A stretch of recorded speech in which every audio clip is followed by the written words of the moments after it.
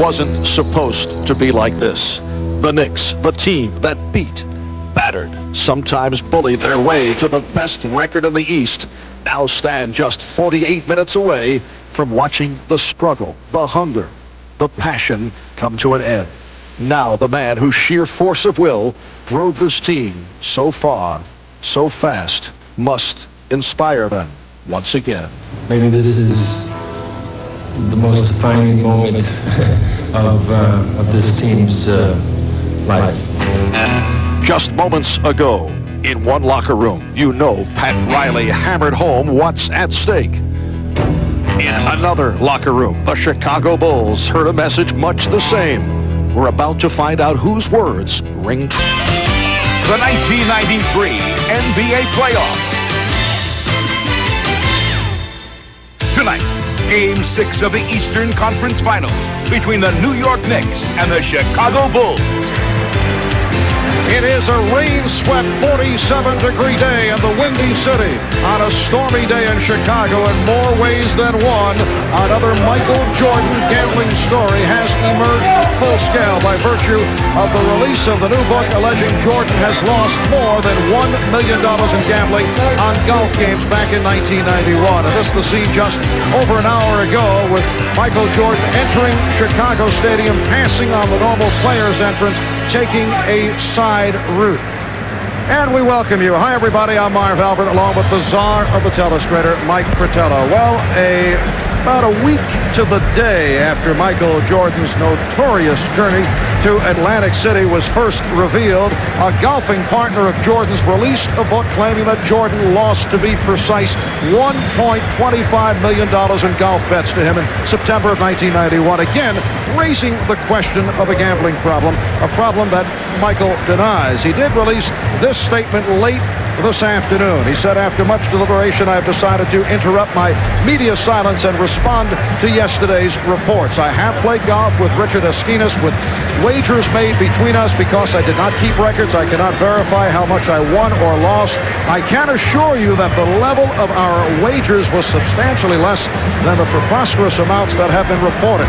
It is extremely disappointing to me that an individual whom I caused no harm and who held himself out as my friend would shamelessly exploit my name for selfish gain. Now, Mike, how does this affect Jordan and his teammates? Obviously, earlier in the week, when the Atlantic City news came out, there was no effect at all. Mark, there's an individual that can handle this thing, that has the inner toughness, the mental toughness to deal with it, put it behind him, and concentrate on the most important thing, which is winning a basketball game for the Chicago Bulls. It is Michael Jordan. He is a unique individual. As far as his teammates, I spoke with a number of them down in the locker room a while ago, and to a man, they each said they've paid no attention to this incident. It's just one more thing that's come up along the way that could be a distraction as they try to win their third championship in a row. So if there's anything that has to be dealt with, they feel after the season's the time, not now.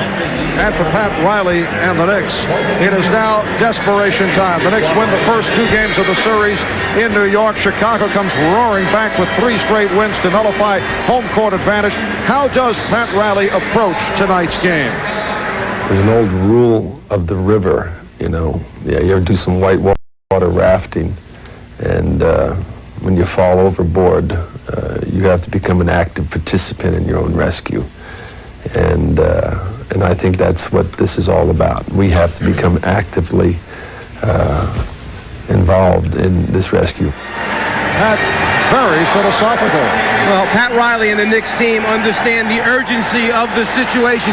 You play all season, win 60 games to have home court advantage throughout the Eastern Conference Series, and then suddenly by losing game 5, you realize that if you do not win this game 6, the season's over. You go home. There is no tomorrow. And one little thing they did differently from their routine, today they had a shoot around the New York Knicks, but no coaches were there. It was a players-only situation for team unification. So once again, it will be Michael Jordan facing John Starks with the season on the line for the New York Knicks. Good evening, ladies and gentlemen. The Chicago Bulls welcome the world's greatest fans to the Chicago Stadium.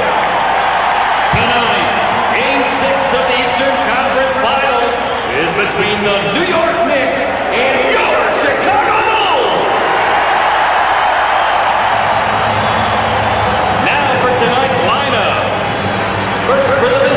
New York Knickerbockers. And forward from Pittsburgh, 6'10", Charles Smith. A 6'9" forward from Virginia Union, Charles Oakley. At center, 7 foot from Georgetown, Ewing. And 1 guard from Oklahoma State, 6'5", John Starks. And the other guard, 6'4", from Marquette, Glenn Doc Rivers. The New York Knicks are coached by Pat Riley, assisted by Jen Gubney, Dick Carter, the trainer, Mike Saunders.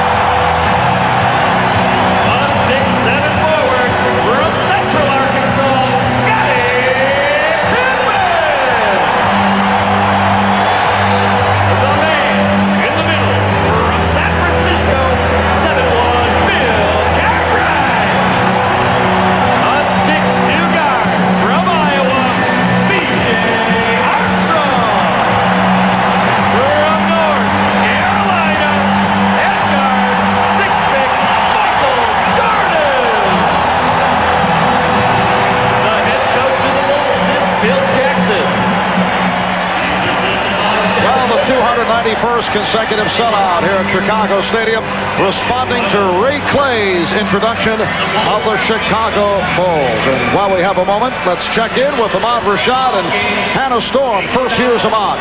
All right, thanks, Marv. I was down in the Bulls locker room, very loose locker room, but the key word was focus. I've never seen this team so focused, and Michael Jordan in particular. I talked to him about all these allegations. He told me that these kind of things can do 1 or 2 things to you. They can either make you stronger or they can crush you. And he said, I am not the kind of guy that crushes easily. Anna? Ahmad, the Knicks are uptight. They have done everything they can to avoid the media today. That's another reason they held that unofficial practice that Mike was referring to earlier. And they arrived late at Chicago Stadium, about a half hour later than uniform, and in full dress. This is the same thing they did after their altercation in Phoenix when they went to the LA Forum on March 26th. As for the injury situation, Charles Oakley, the ring finger of his right hand, his shooting hand, he has a jammed knuckle. That's the official word on that injury. And if you'll notice, he has the 2 fingers taped on that hand. Let's go to Marvin Mike. Thank you, Hannah. The Knicks did not work out yesterday. Pat Riley said it's all about conserving energy at this point. How do you see the Knicks coming out here tonight? I don't think there's any question that they're going to come out tonight with a lot of fire, a tremendous amount of physical play. The officials will determine a lot early in the game on how it's going to be allowed to play. But New York wants to get after them, be the aggressor instead of being the catcher. O'Donnell, Jess Kersey, and Bennett Salvatore are the officials. The Knicks controlling the opening kick. Ewing getting position for the jump hook. So the Knicks off to the 2-0 lead. And the question concerning the Bulls, will it be Michael Jordan, the playmaker, or Michael Jordan, the scorer, at least here at the start? Well, in their pre-game seance that Michael seems to have with Ahmad. Seance. For every game, as BJ hits a little floater down the lane, Michael said that tonight he was going to come out, try and get his teammates involved, but if he felt it wasn't going well that way, he'd do whatever it took to win this basketball game. If I have to score 50, score 50, he said. We saw the light pressure shown by Chicago. Charles Smith with a 4-2 Knick lead. So Charles Smith last seen by fans across the country with the 4 attempts underneath that did not drop. Able to hit on his first field goal attempt. Scottie Pippen coming off an outstanding game in New York on Wednesday. Puts the move on and then lost it. Rivers picks it up. Rivers avoiding Pippen, finding Oakley. Open shot. Rebound, Michael Jordan. Jordan with the pull. And a loose ball foul against the Knicks. Loose ball foul, Chicago. Check that. Horace Grant called for the foul. The guy who was the key on the boards for him in game number 5, Grant, a terrific offensive rebounder. You got to keep a body on him, keep him away from the offensive board. That time, caught with the push-off. The Knicks with a 4-2 lead as John Starks hears the boos from the crowd as he sets up against Michael Jordan. Doc Rivers, played by B.J. Armstrong. And the foul this time is called against the Knicks. Charles Smith trying to squeeze his way inside and was called for flashing the right hand. The last 3 games, Smith has been an early foul difficult. Well, there's no question that he was going to come out tonight and be very aggressive after missing the shots at the end of the game, receiving the criticism that he's received because, as some people felt, he didn't go up strong at the end of the game. He's going to come out here and show that he has a physical side to him. Cartwright got off early at Madison Square Garden. Grant stripped. And Rivers moves back. That was a great pass that time, interior pass by Michael Jordan, but John Starks got a hand in there to strip him of the ball. Armstrong got a piece of that pass. 3-on-1. Pippen for Grant. Yes, and it counts.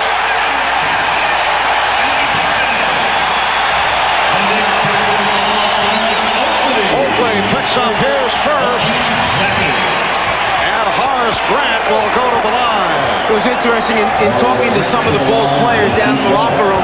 They said that the one thing they knew they had to do tonight was come out and play harder tonight in Game 6 than they did in Game 5. Now, you would think that it might be reversed. You have to play harder on the road to win a game. But they knew how New York was going to come out, so they had to raise it up a level, not to give them a chance to sneak back in. Here's pressure with Starks popping ahead for Smith. Bulls now lead 5-4. Smith way off. Kept alive by Oakley, lost his balance.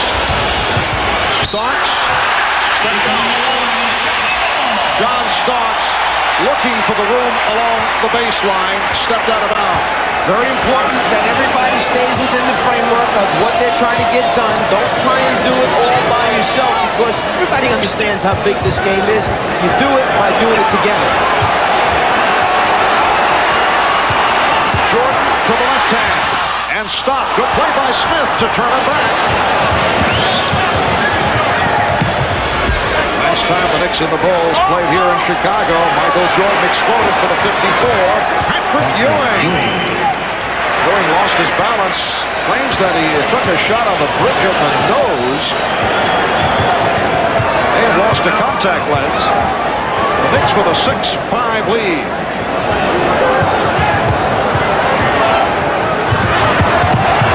Jordan dishes it off. Here's Pippen. Scottie Pippen in Game 5 in New York, 12 for 23, 28 points. Another outstanding game. He has had a terrific series. Mark, you know, that last semi-fast break before Ewing hit the jumper for New York, I saw Rivers start to push and kind of pull it back out a little bit. I'm wondering if in Game 5 they felt a false sense of security where they got out early, ran the ball, got some easy scores, yet still it was Chicago's tempo, not theirs ultimately. Interesting point, and the Knicks were shooting so well. What hurt them was the poor free throw shooting, and despite the fact that they were able to get out as they did in the first half, as you had mentioned, Phil Jackson delighted with the score. Starks is able to bury the jump shot.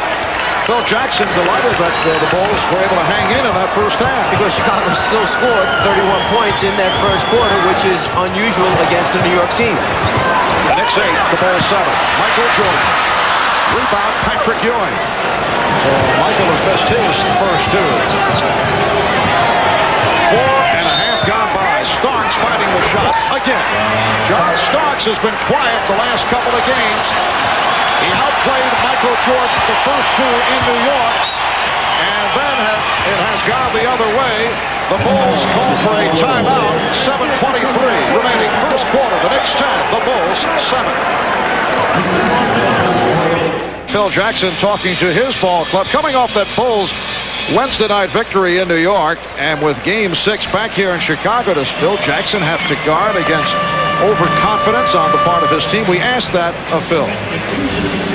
I don't believe this team is overconfident, but the thing about it is that you play not to lose a game like this. That's the one thing that I guard against with this ball club. And the other thing is that, you know, playing against the Knicks is like handling a dangerous rattlesnake, a cornered rattlesnake. They are a dangerous opponent right now because they've got their backs to the wall and they've got nothing to lose but come out and play as hard as they possibly can. Marv, I have a full understanding of what Phil is talking about going back to the series that the Atlanta Hawks played when I was coaching them against Boston. Home in Game 6, had just beaten the Celtics 3 straight to take a 3-2 lead. In our case, it wasn't a sense of playing not to lose. It was more a sense of a little bit of overconfidence setting in, a little lack of maturity on the team's part, not realizing how big a game it was and not understanding how strong Boston was going to come out. And that's the Bulls' third turnover, so the Knicks get it back, having difficulty inbounding. Good pressure by Chicago. What of the thought about that Atlanta-Boston series? That was a very, very good Boston Celtic team that came from behind 3-2 to knock off the Hawks in 7. Here's Smith from way out, rebounded by Cartwright. The Knicks by 3. 5 minutes gone by in this first quarter. B.J. Armstrong picked up on the switch. Jordan wide open. Yes. That is his first field goal. Look, nice little wrinkle that time by Chicago. They played pick and roll two-man basketball with B.J. and knew that the Knicks would trap it. The foul called by Michael Jordan, it looks like, in the backcourt. The pick and roll was played on the left side of the floor using Jordan on the weak side, knowing they would trap. If you swing the ball to the weak side, then it's a rotation to get to Jordan. It's too late that particular time. Jordan upset about that last foul call. He felt that John Starks, who was trapped trying to pull his way through and should have been called for the personal. Here's Starks for 3. Rebounded by Grant. The Knicks 10, the Bulls 9. Jordan tried the crossover. Armstrong. And Grant at the high post for Pippen to get the whistle. A hacking foul. That is the second for Smith. The Bulls win about an hour and 15 minutes today at practice. Shoot around a little bit abnormal. The point of emphasis, offensive execution. Pippen comes off the nice screen, gets a good clean look, just can't convert as he's fouled on the play. But to go an hour and 15, hour and 20 minutes, an abnormal thing for a team on game day. Some teams, not all teams. And here comes Anthony Mason for the third time in 6 games. Charles Smith is forced to leave after picking up the early fouls, collecting 2 halfway through this opening quarter. So Smith to the bench. Anthony Mason, who had a strong game and has had a very potent series, has come on for the first time. Strong game for Anthony Mason in New York. 41 minutes, 8 of 11 from the field. Bulls with a 1-point lead. And again the pressure. Jordan staying with Starks. Met by the trap as Pippen came over and it forces a turnover. And Pat Riley is upset. What he's upset about is John Starks seemed to lose an understanding that they're going to come late at you. Pippen leads his man, suddenly jumps the basketball, and then when you try and throw a pass cross-court that far with these Bull team, they cover too much ground. They're going to intercept it, or, as the case that time, he throws it out of bounds. Michael Jordan. He's now 1 for 5, so a slow start by Michael.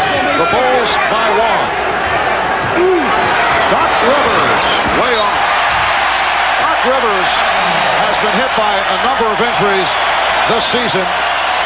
I get the idea that the bad back has affected his ball handling, which makes it very difficult at times against the Chicago press. And Hannah Storm telling us that Doc bothered by torn ligaments. The basket counts. Bill Cartwright will go to the line. Doc suffering with torn ligaments in his hand, his shooting hand, and that has affected him as you watch Cartwright on the follow. And in the last time out, Ahmad overheard Phil Jackson telling the team that they wanted to establish an inside game, get the inside people involved. He didn't like the way they came out to start the game, thinking if they established the inside game, it would help them get their defense set. Then they'd have a better defensive chance of pressuring New York. The Knicks have missed their last 3 shots. They're down now 14-10. Just under 5 minutes to go in this first quarter. Ewing is forced outside by the double team. Well, the Knicks showing signs of losing their poise once again. Another bad pass. But you need to understand that this is something that probably was going to happen early, that Chicago was going to play on emotion, play off the crowd. You just got to keep reinforcing with your team. Hang in there, stay close enough, give yourself a chance, and use your timeouts wisely. Scottie Pippen has 6. Here's the pressure. Pippen over on the trap, but this time Starks came to the ball, and the Knicks were able to handle it. Nice play by Mason. Oakley on the tip. Oakley again. And it will be Knick ball. Also a loose ball foul called on Bill Cartwright. For Cartwright, his first. Notice the gash on the forehead of Charles Oakley, suffered in a collision with Bill Cartwright in the last game. Rivers stripped. Here comes Jordan. Armstrong chasing down. Armstrong, yes. The Bulls on a roll. 11 unanswered. They lead by 8. The Knicks call for time.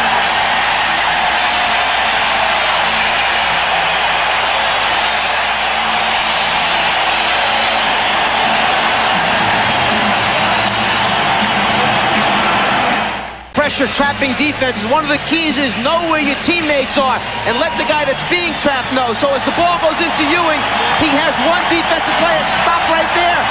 1, 2. Now, where are the offensive guys going to be for the New York Knicks? He doesn't know. He passes it over to the coach, Pat Riley. Wrong guy, Patrick. And then after the pass, Riley showing the frustration that's set in on the Knicks team.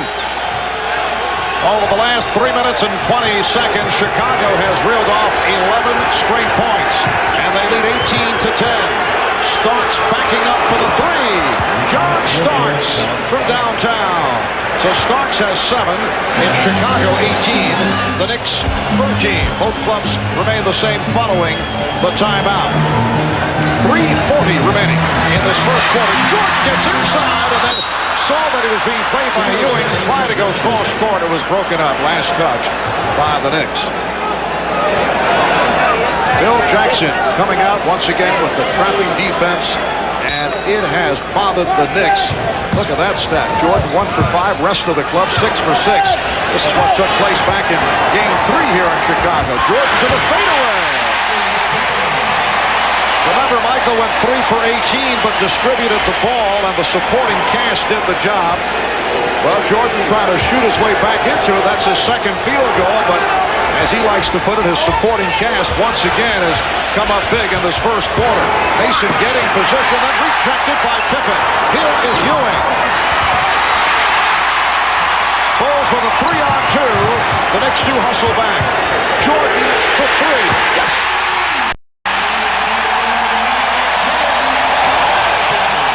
In the last timeout, Phil Jackson emphasized to the team he wants a big spurt. He doesn't want to exchange baskets 10-9, 11-10. He wants to open it up. Told Michael Jordan, take more chances on the defensive end if you have to. Let's try and get something going. How about that sequence? A bad shot by Starks, but Oakley was able to score on the putback. Bulls now lead by 8. 2.5 to go in this first quarter. Bulls have hit their last 5 shots. Let's see what the call is here by Jake O'Donnell. A hold on Rivers. Michael uses his advantage, checks out the shot clock, his ability to jump, rise up, a little bit of a fade makes it tough for the outstretched hand of Starks to bother. Then if you let him come down in transition and get behind that three-point line, he's been shooting it well from back there, wipes those hands, makes sure that everything's cleaned up because he's got the feel.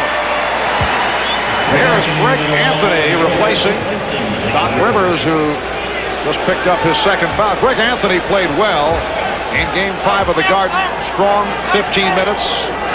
Seeing action in the first half, hit 3 out of 4, compiled 5 assists. And Greg Anthony has been more effective against the pressure defense. Bulls by 10. But the Bulls do not mind when Greg Anthony takes the outside shot. Mason got inside, but too strong. Here's Oakley. And Oakley is fouled. Bulls found he traveled. Call for his second.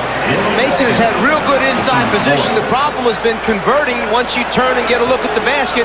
Oak, who doesn't play above the rim, has a tough time getting up so that he can score over the 6'10", 7-footers inside, but he's not afraid to put that body in there, draw contact, and at least get to the foul line.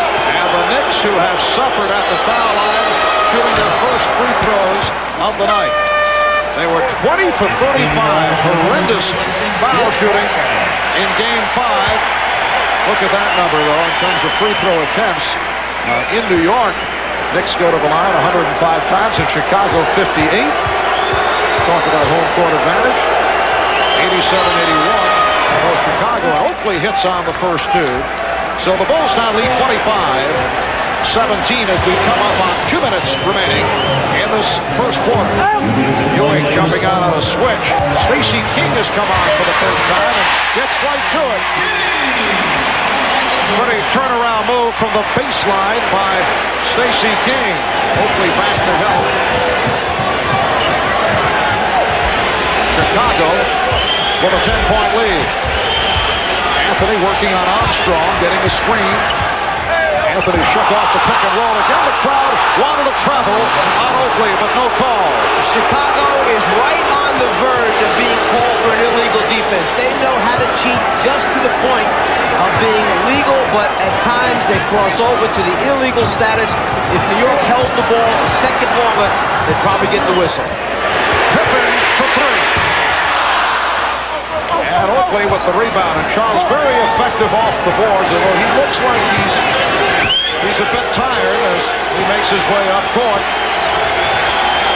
Charles Oakley was not a factor off the boards after suffering that bruised hand injury that bothered him in Game 5.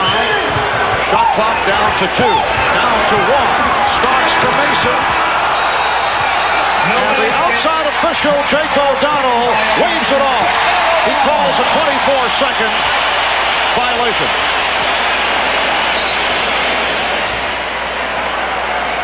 If the ball is still in his possession when the red light goes off, the clock hits 00. The red light at the top of the screen goes off in possession. Good call. Jess Kersey and Bennett Salvatore looking to Jake O'Donnell at center court, who had the best ankle, so we had that slight delay, and then Jake made the call. Are they checking out both ankles or just one?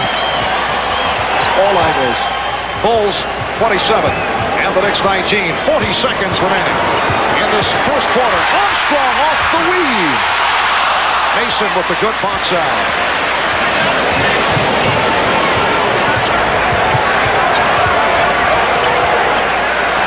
Now Stacey King is guarding Patrick Ewing. King came on for Cartwright.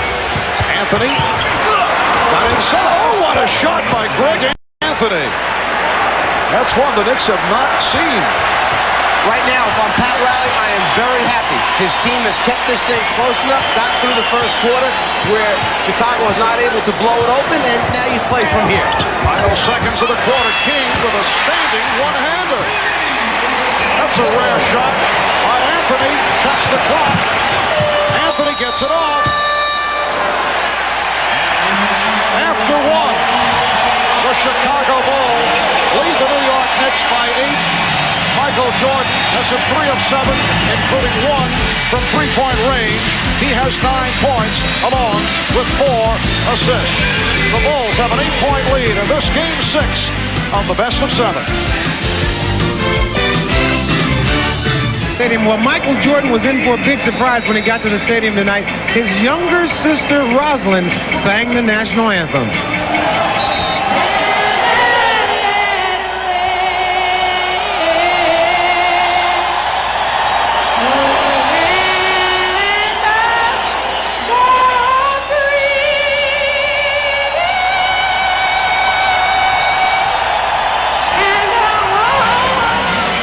Well, Rosalind told me that she couldn't think of any better way to get Michael started off on the right track for this evening. And as you can see, they're on pretty much the right track so far, 29-21.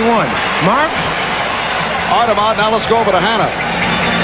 Well, if you notice, Charles Oakley is not back in the game. He's sitting at the end of the bench. Charles, you can't really see the cut from this angle because he's taken the bandages off. But if you recall, he had a 1.5 to 2 inch cut suffered during Game 5 at Madison Square Garden. Apparently, it's bothering him, and he was treated by Mike Saunders during that timeout. Marv?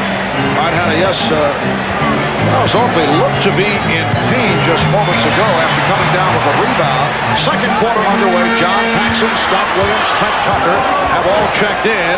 Post-up move by Jordan, played very well by Starks. Charles Smith is back. So it is Smith with Ewing and Mason on the front line, and Starks and Anthony in the backcourt. Once again, the Knicks have had the edge off the boards. Knicks only 9 for 22 from the field in the first quarter, while the Bulls 11 for 17. Charles Smith with his second field goal. And off the steal! Greg Anthony continues to play well. He has brought the Knicks within 4.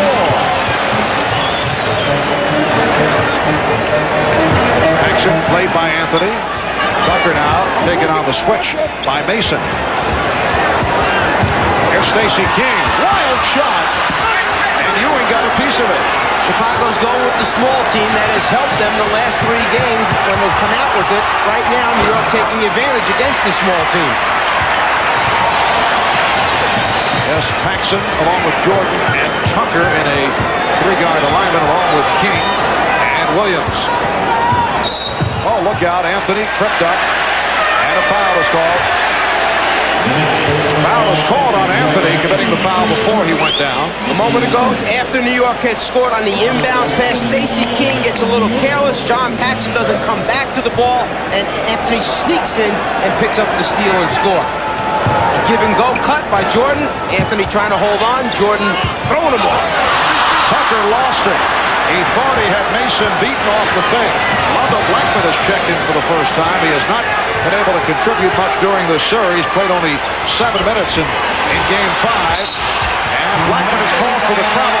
That's been the problem with Rolando, is not getting the playing time. And they're having a number of traveling violations. Well, what they're trying to do is they're trying to force feed the ball into Charles Smith on the quick post-up. Chicago takes away the first pass. They throw it back to the top of the circle, trying to enter from the top. Blackman can't get a good look, so what happens? He travels, takes steps before he puts it on the floor. Shot clock at 6. Jordan off the fake through the foul. 2 minutes have gone by in this second quarter, and a timeout is called. So Stadium, you watch the work inside between Charles Smith and the Knicks, Scott Williams of the Bulls. Throughout the series, Scott Williams has been a factor off the bench, as he has been in the playoffs the last 2 years in his 3rd season out of North Carolina. But Scott Williams has made it clear that he wants more playing time and perhaps could end up going elsewhere, a subject we discussed with him. I think that I'm playing behind some quality players in Horace Grant and Bill Cartwright. But as a young player, you want to be able to go out there and be a guy that knows he's going to play 25 and 30 minutes a night. That's the kind of situation that I'm looking for now. I've gotten the rings and I've gotten all the awards and the compensation for being on the winning team. I want to go out there on a team maybe that's struggling to make it to that next level and try to help them win a championship and be able to guy who can play on a nightly basis. He doesn't really mean that. He doesn't mean what he's saying. He wants to be part of this Bulls organization. That's one of those tools that you use when it's contract time and you're going for a new contract, trying to move it up to a different level. He likes Chicago. He understands what his role is with this team. I think he'd rather win world championships than go somewhere else and get 28 minutes a game. Are you saying Scott is posturing a bit? A little bit. Michael Jordan has 11. And the Bulls now lead 31-25. We're early second quarter. Marv Albert, Mike Fratello, Ahmad Rashad, and Hannah Storm. Anthony whipping by Paxson. And Greg Anthony has been a major factor for the Knicks. He's hit 3 out of 3. Like Stacey King shaken up. An official timeout is taken. Anthony catches the Bulls with their backs turned for a second. Normally they would have rotated over a little bit sooner, but the free arm, his non-shooting elbow, is what catches King in the eye as he loses his balance, Anthony, but scores the ball. Chicago trainer Chip Schaefer out to check things with Stacey King. As you see it from another angle, Anthony going flying, and then he clipped King. And Will Perdue will replace Stacey King. Perdue and Williams are the big men on the floor now for Chicago, with Tucker, Paxson, and Jordan. If this group for Chicago doesn't start scoring some points against the New York defense, you might see a quick change by Phil Jackson. He's given them a chance. They haven't responded by scoring points, so he'll take a look for a little bit longer, but then it's time to make a move back to the other unit. Blackman played Jordan well and then was able to get to the rebound. The Knicks are down by 4. Blackman passed on the 3, shoots for 2. Yes, Kersey with a loose ball foul against the Bulls. Loose ball foul, Chicago. It's called on Will Perdue. Is first. The team's first. So the Knicks will get the new 24. And here comes Horace Grant checking back in along with Scottie Pippen. So Phil Jackson will make the changes right here. Trent Tucker will sit down, and he'll take this opportunity to give a breather to Michael Jordan. Well, you could just sense that enough was enough. He had gone with that unit. There was a timeout. He spoke to him, tried to shake him up a little bit. They didn't respond, so now you go back and try and play with your normal rotation. Ewing with a very difficult shot. And off the rebound scramble, Jake O'Donnell with the call. A timeout was called by Grant. Good play by Horace Grant. He had the ball and saw he was in heavy traffic and wisely called for time.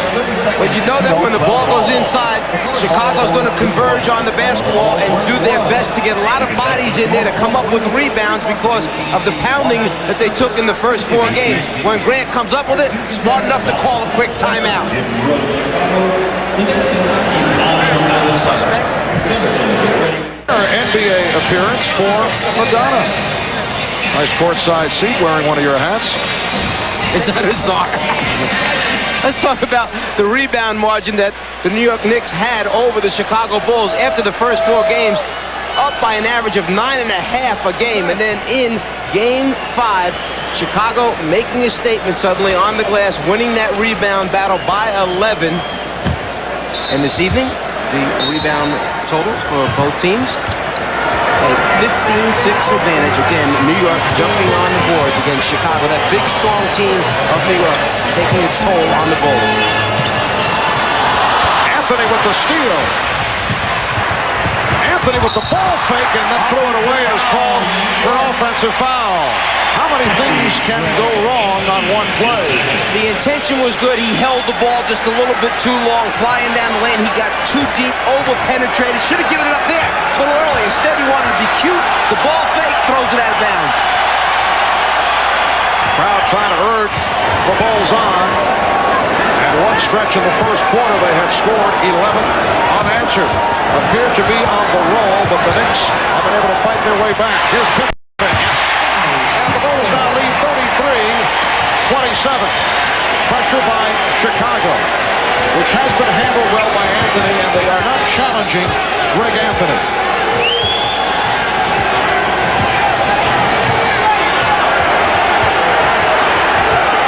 Gone by second quarter. Blackman very close to a travel. He continues to have his problems.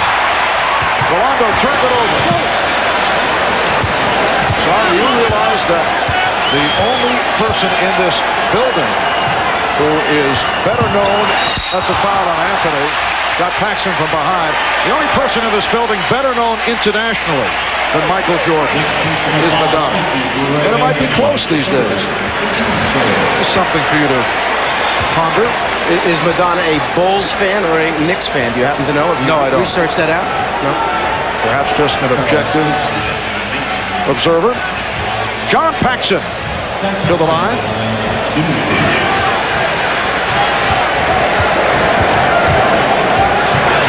And Doc Rivers getting set to check back in.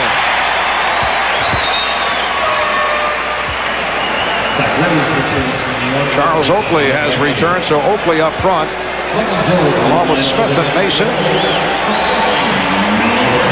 Michael Jordan is back. Will Perdue sits down following the cameo.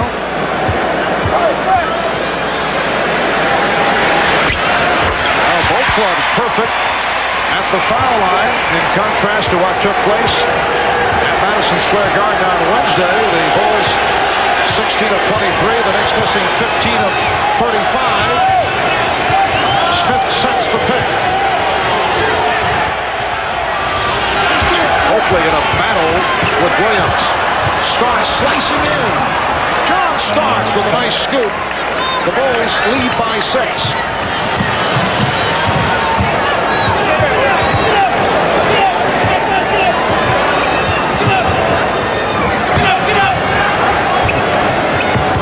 Jordan with the step.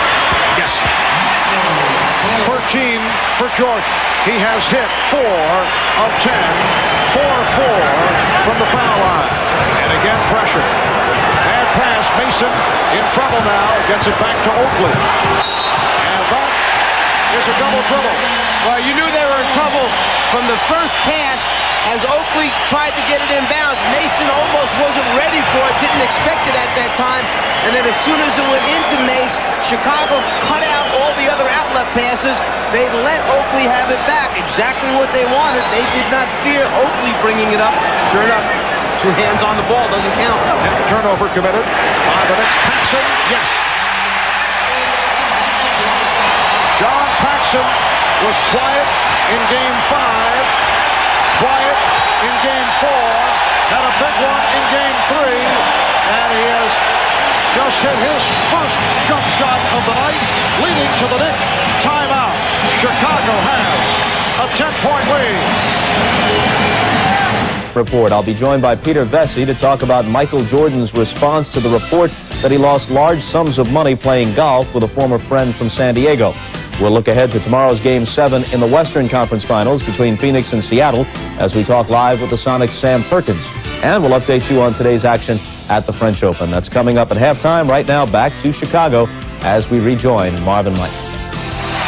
All right, Bob, a 10-point Chicago lead with 6:33 remaining in this first half. The double dribble comes there as Oakley puts both hands on the basketball against the Chicago Bulls extended defense, and there's the reaction by Coach Pat Riley, just saying a little prayer that somehow, some way, they'll figure out a way of getting the ball up the floor without turning it over.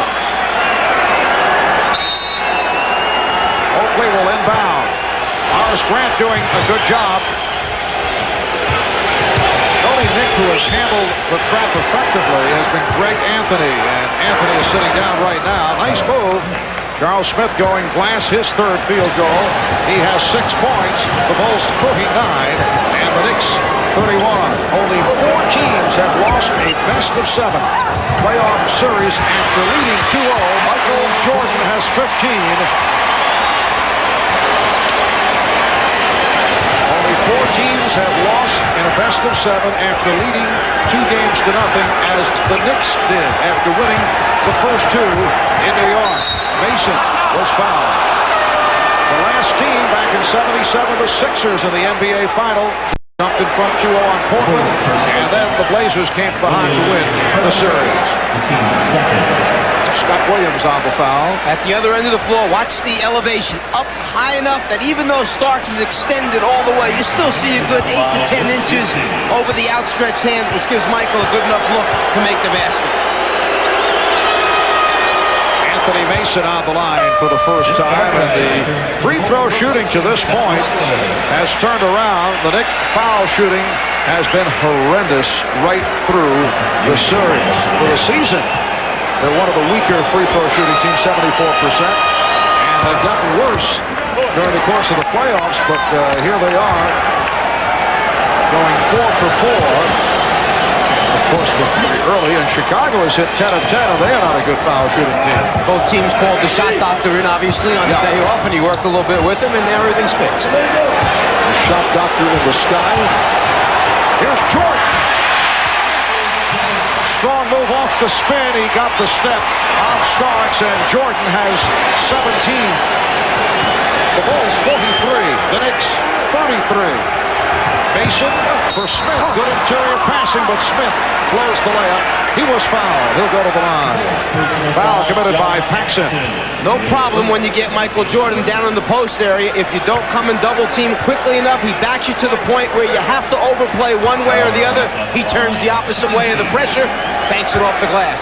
And then attacking the Chicago pressure, the little hurry-up offense by New York, at least produces the 2 free throw attempts by Charles Smith. Charles Smith, a 78% foul shooter during the season. And he's dropped off during the playoffs.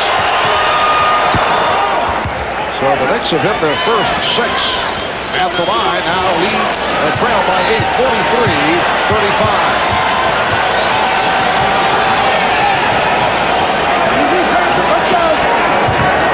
Ewing stepping out to help.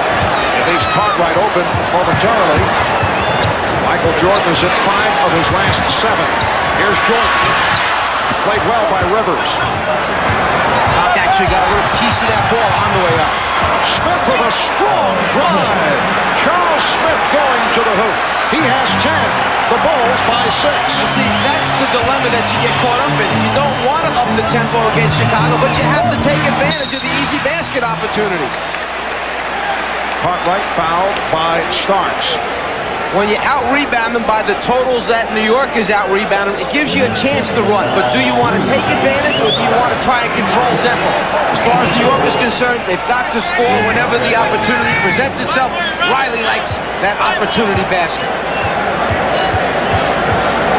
Bill Cartwright to the free throw line. Phil Jackson telling us that Cartwright's 13-point first half and a more productive postseason on offense has given Bill renewed energy. He stepped up in the playoffs, started slowly in this series, 1 for 10 through games 1 and 4. Game 5, hit 5 out of 6.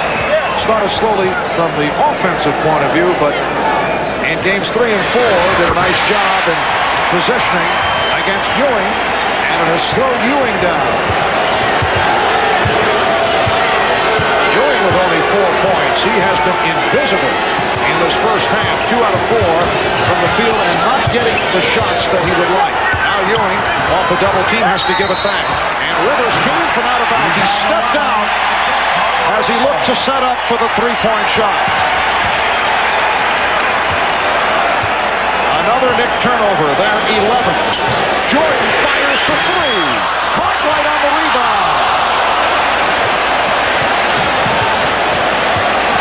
With the ball down by 8 with 4:05 remaining in this first half, and Jake O'Donnell with the call against the Bulls. And now he's calling illegal defense. The second violation is a technical foul. Second violation and a technical foul. The Knicks did not fare well at the foul line in the technical department the other night, but Doc Rivers converts. Here's the defensive player who's anticipating that the ball is going to come down this way. He's not playing anybody, so the result is he's called for an illegal defense. Bulls now lead by 7.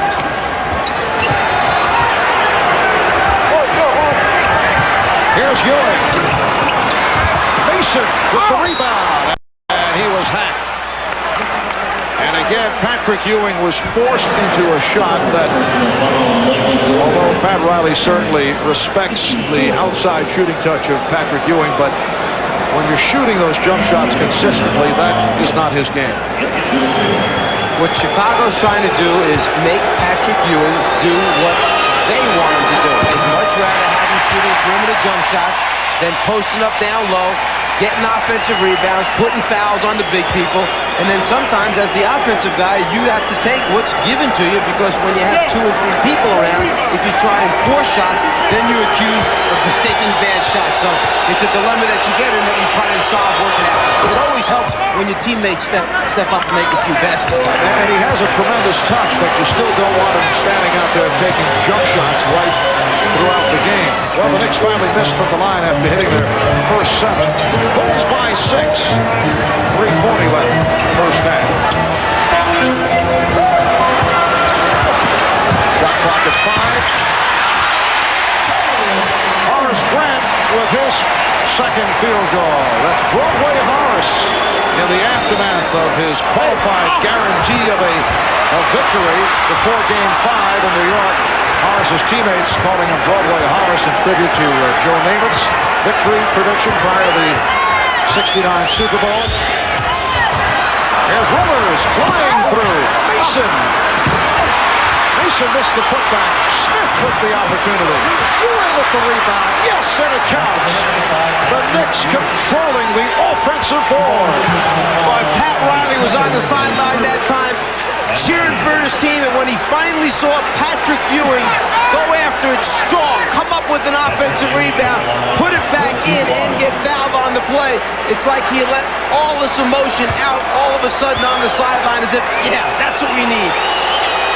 Foul was called on Pippen.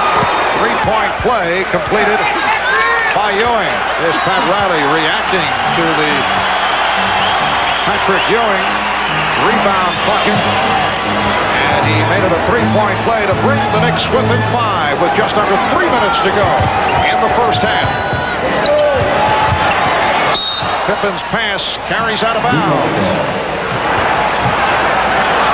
I just sensed that last trip down from New York was going to be a critical stretch. If they could get a score that time, it was going to give them enough confidence to make a run here in the last 2 minutes and 40 seconds of this half. Give them a renewed spirit, so to say. Well, so to speak. As Pippen comes up with a steal. Armstrong. PJ with his third field goal. He has 6 points. Chicago leads by 7.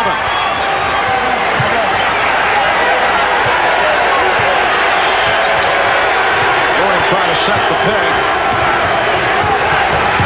Smith for Mason. Good recovery by Charles Smith, who did not have the shot, and then found Anthony Mason. Chicago 49, New York 44. Anthony Mason 7 rebounds along with 5 points. We're just under 2 minutes remaining, first half. Grant getting position.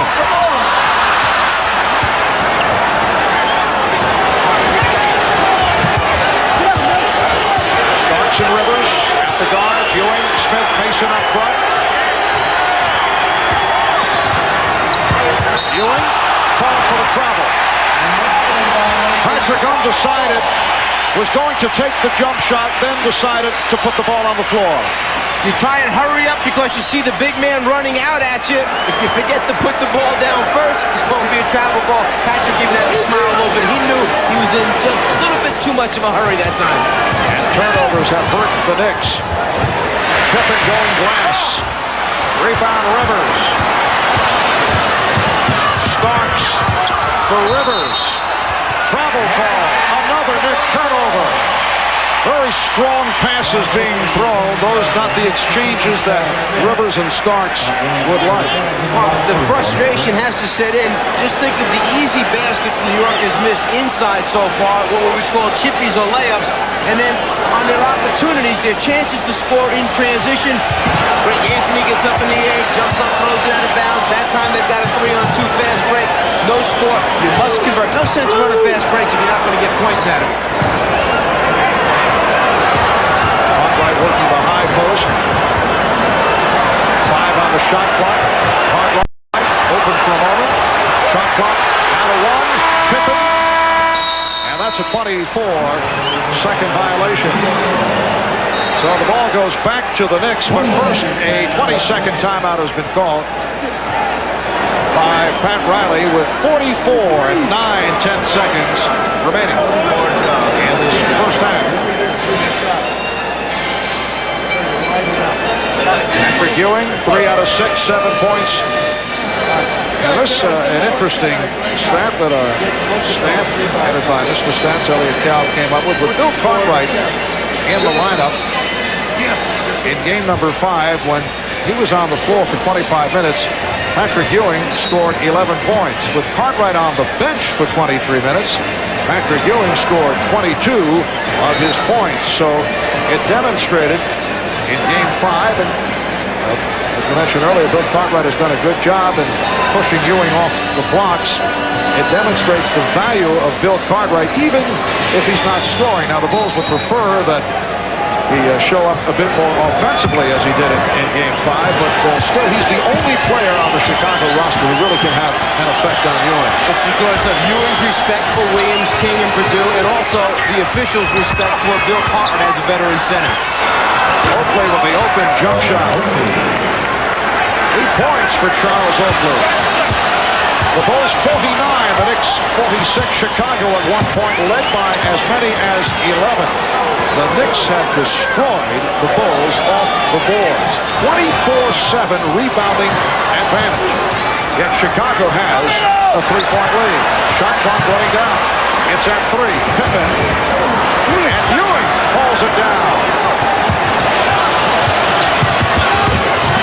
Don't want Ewing handling the ball very much, but time was running down, and that is the end of the first half. So the Knicks have scrapped their way back. They were down by as many as 11. For the Knicks, the season on the line, they hope to bring this to a Game 7 in New York on Sunday. The Bulls would like to wrap it as they would advance to the championship round. Bob Costas coming up in a moment. Halftime of Game 6 in Chicago, the Knicks have cut into the Bulls' lead, which was once 10, now only a 3-point difference.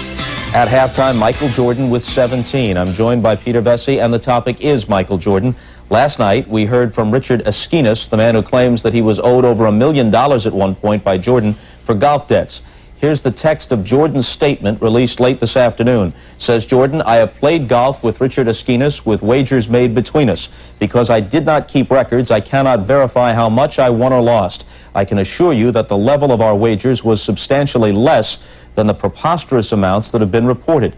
It is extremely disappointing to me that an individual whom I caused no harm and who held himself out as my friend would shamelessly exploit my name for selfish gain. It is equally disappointing that my off-the-court activities are receiving more attention in the midst of the NBA championship than my on-court activities. I want to publicly apologize to my family, my teammates, Jerry Reinsdorf, the NBA and Bulls fans for the distraction this story has caused.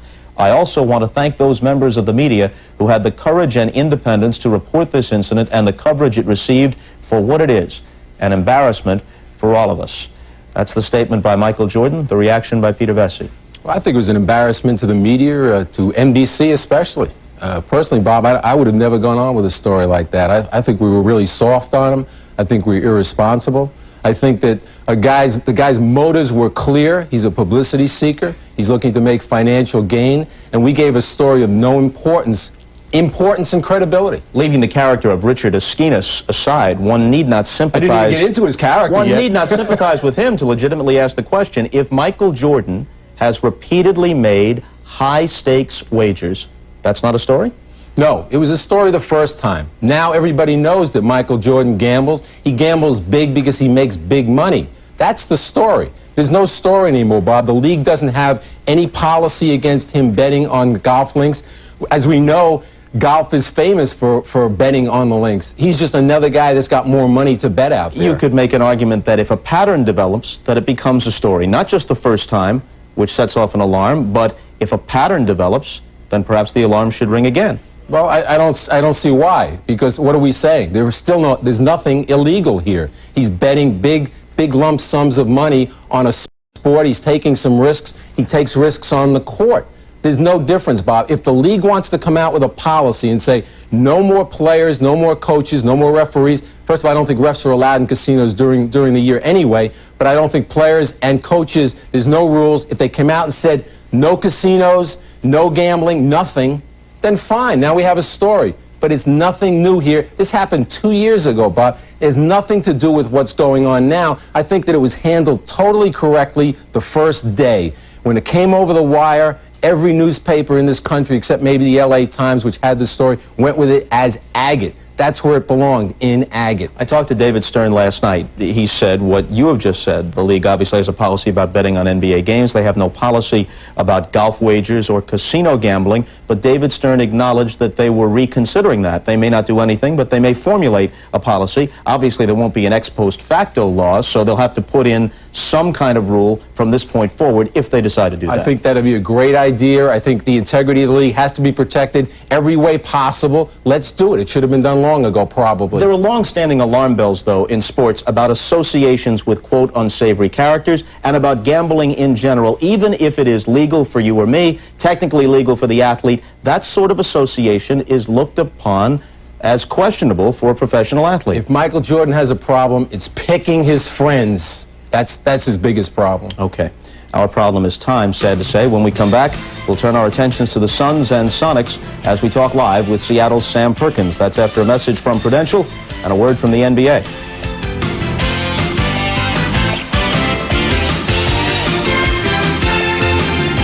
Okay, we'll be talking live with the Sonics' Sam Perkins in just a moment, but first, let's get right to today's action at the French Open.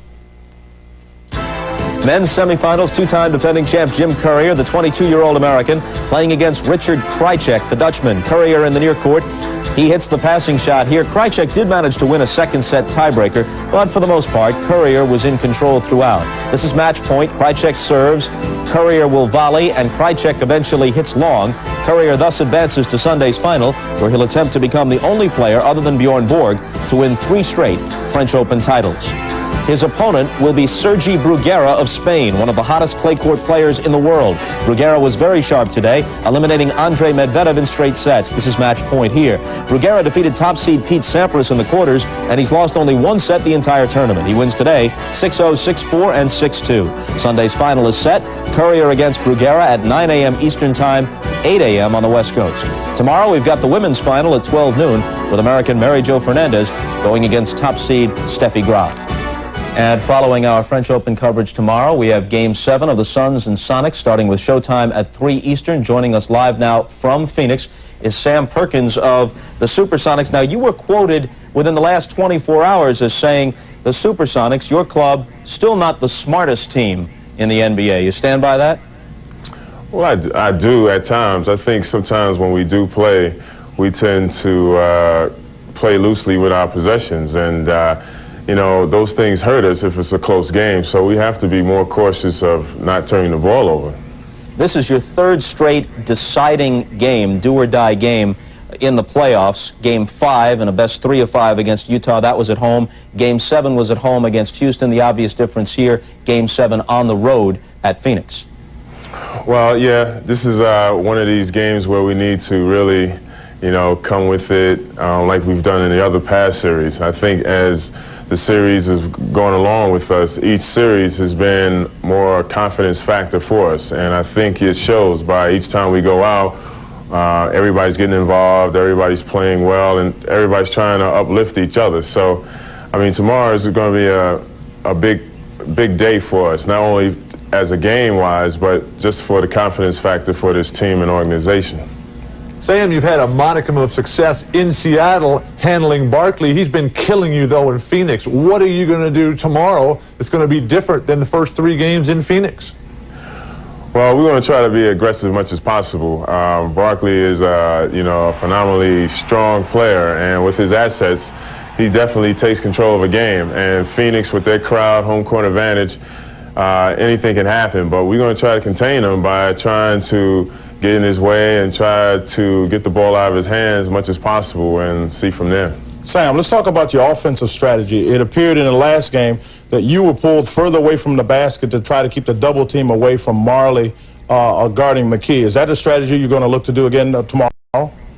Well, it's not so much of a onset to get away from the basket as far as possible from double teaming, but you know, I think Coach has played me in a way that has been effective, and trying to go inside and outside will be a key, but it's not a primarily thing to do for us. I think if I'm outside, he wants me to shoot it, but at the same time, we're trying to work the ball inside as well, just to make sure that everybody plays their man straight up. One last thing quickly, Sam, in keeping with that, during the regular season, you averaged about 1 3-point attempt per game. in the playoffs, over 4 3-point attempts per game. That's quite a change. Well, it is a change. I think every time I play a game, and afterwards I would have to ice my arm. And the thing is I'm not used to it, but like I said, Coach has implemented me into the lineup, and the way I came here, he's adjusted me so many times that time the playoff come, I would feel comfortable with the other guys. So we're trying to make a run for it, and if he tells me to shoot it and I'm open, I feel confident that hopefully it'll go in. Sam, thanks a lot. Good luck tomorrow. Thank you. All right. Who's going to take it? I like Seattle in this game. Gary Payton has learned that you have to play on the road as well. He has not played well except for Game 5, very well. Payton, Kemp is learning to play over the top. The entire Seattle front line playing over the top of Phoenix. That's very good. And Ricky Pierce has given them a quiet confidence that they can win. But the real problem is Phoenix's lack of assertiveness. They're playing like the aged rock stars who are running from fans who aren't even chasing them anymore. I'm looking for Phoenix all the way. An interesting analogy as a man who has attended hundreds of Grateful Dead concerts. Does that happen to Jerry Garcia at this stage? No. Agree or disagree? One word only. I agree. He agrees. Well, we'll send things back to Chicago for the second half, with the Bulls leading by 3. Back to Marv and Mike after these messages from your local station. This has been the Prudential Halftime Report, brought to you by the Prudential. Peace of mind. It comes with every piece of the rock.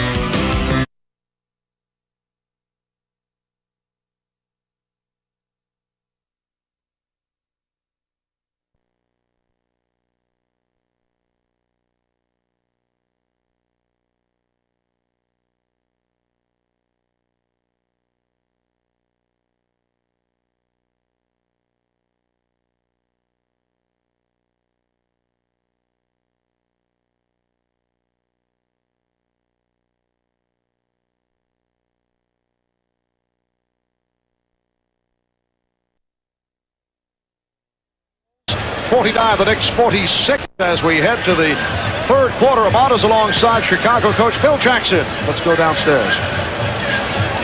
All right, thanks, Marv. Coach, a 3-point lead at halftime, but you must be concerned about the rebounds, 25-7 in favor of New York. Incredible. That's all I can say is that, we've just been out-hustled on the boards. And, we're ahead in this game, but the momentum's in their side of the game. We got to get in our side if we're going to be in this half. All right, good luck to you in the second half, Coach. All right, back to you, Marv. All right, about and look at these stats. Czar, Ewing 7 rebounds, Oakley 6. That is an amazing differential.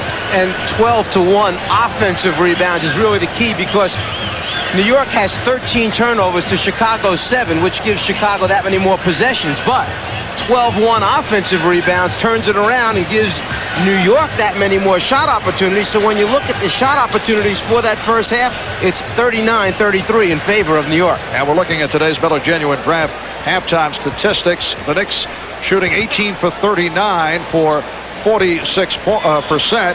The Bulls altogether 54%, but Jordan 6 out of 14. And look at the rest of the team, 12 for 19. Michael Jordan is the only Bull in double figures with 17 points. Charles Smith leading New York with 10. We'll be back with the second half in a moment. To Chicago on a 45-degree rainy night in the Windy City. It's beginning to heat up inside. This is a key stat. The Knicks turning the ball over, and that has erased the rebounding advantage. One of the reasons they're trailing by 3 points. And then does the other team capitalize on those turnovers? Well, Chicago certainly has, picking up 13 extra points against New York by producing all those turnovers with their defense. And a Chicago ball as we get started in the third quarter. Armstrong and Jordan in the backcourt. Pippen up front with Cartwright and Grant. Oakley knocked it away. Jordan on the recovery, fires for the 3, and Starks with the rebound.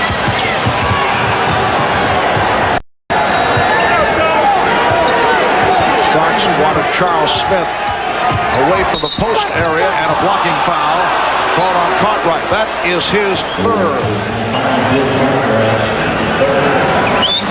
The big body of Cartwright trying to play the smaller guard, John Starks. It just doesn't work that way. Rivers and Starks at the guards. Oakley, Ewing, Smith up front. Doc Rivers. Last couple of games, the Knicks have not been able to hit the outside shot. Their major problem last season, which is the reason that Dave Checketts and Ernie Grunfeld revamped this team, and it was a problem earlier in the year, and then it picked up. One of the things that seems to be missing so far in this game is that three-point shot, which has been effective for both teams at different times. Here comes Starks. Smith down the left wing side. Rebounded by Pippen and knocked out of his hands. Last touch by the Knicks. And you can see the difference between Scottie Pippen in the open floor trying to finish as a small forward and Charles Smith, who is a natural power forward, sometimes center with the Clippers, converted to small forward that couldn't finish that time. And a late call on that last play with the ball knocked out of bounds. Pat Riley complaining. Charles Smith was hit with a loose ball foul. That's his third. Riley continuing the discussion with Jake O'Donnell as play continues. Here's Jordan. The Bulls lead 51-48. One of the rare times that this unit on the floor has been allowed to advance past midcourt without facing pressure. Ewing, yes. Well, that time Cartwright could not get him further out, and that was a good spot for the Ewing turnaround jump shot. And Ewing had bumped Cartwright away with his body to give him the space he needs to get a clean up. Michael Jordan lighting it home. The Bulls lead by 3. You sense this game beginning to pick up. Cartwright with the steal.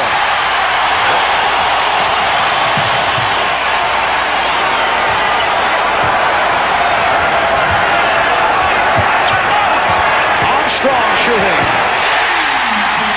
Pat Riley wants a 20-second timeout.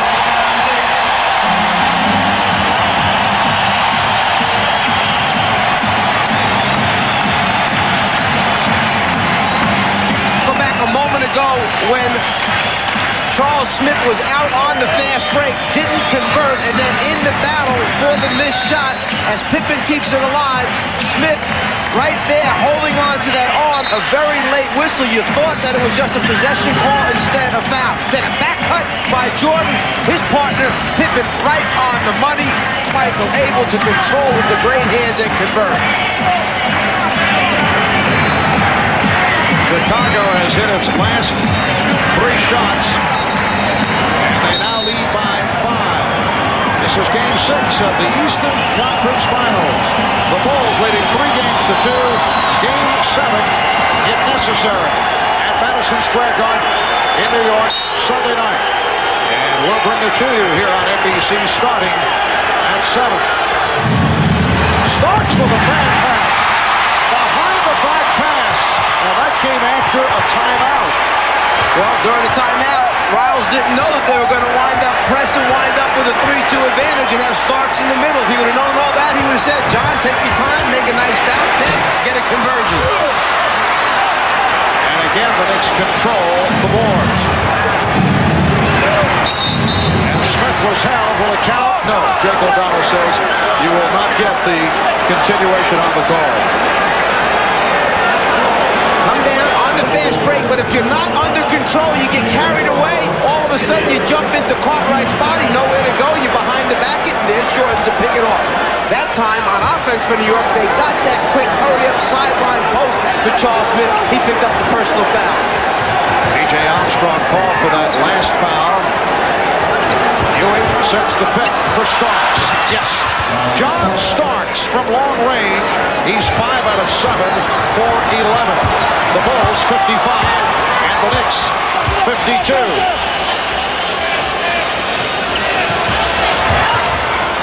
Jordan in traffic. It could not be handled by Grant, but it was knocked out of bounds by the Knicks. Now the matchup is Doc Rivers against Michael Jordan. A little pushing and shoving on the inbounds lineup.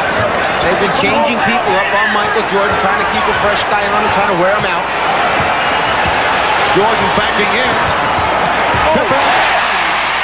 Scottie Pippen complaining he felt he was fouled. Michael Jordan with his 6th assist. the foul is called on Chicago. It's on Armstrong, his second. Jordan tries to go backdoor on the out-of-bounds pass for a layup. Changes direction, but it's not there, so instead Grant must come over as a release and get it, and then they're going to eventually swing it around to get Michael on a post-up. Ewing tries to come late and double-team. Instead, Jordan drops it off. Obviously, it's such a difficult assignment, the toughest in the NBA, but when you were coaching the Hawks and had Doc Rivers, how did he fare defending against Michael Jordan? Our biggest problem back in those days, whoever we put on Michael seemed to get in foul trouble, wound up spending a lot of time on the bench that night. So if you wanted to keep Rivers in the game for offense, you didn't put him on Jordan a whole lot. But then again, you had to sacrifice somebody to that position. Scottie Pippen was called for the foul, and Charles Oakley will go to the line. And in fact, going back to those days when we played against the Chicago teams, at the end of games, many times I would go to Dominique Wilkins against Michael Jordan, putting a great athlete against another great athlete, hoping the size and his ability to challenge might bother Michael on the shot. And the Knicks are 10 of 11 from the foul line. Oakley 3 for 3.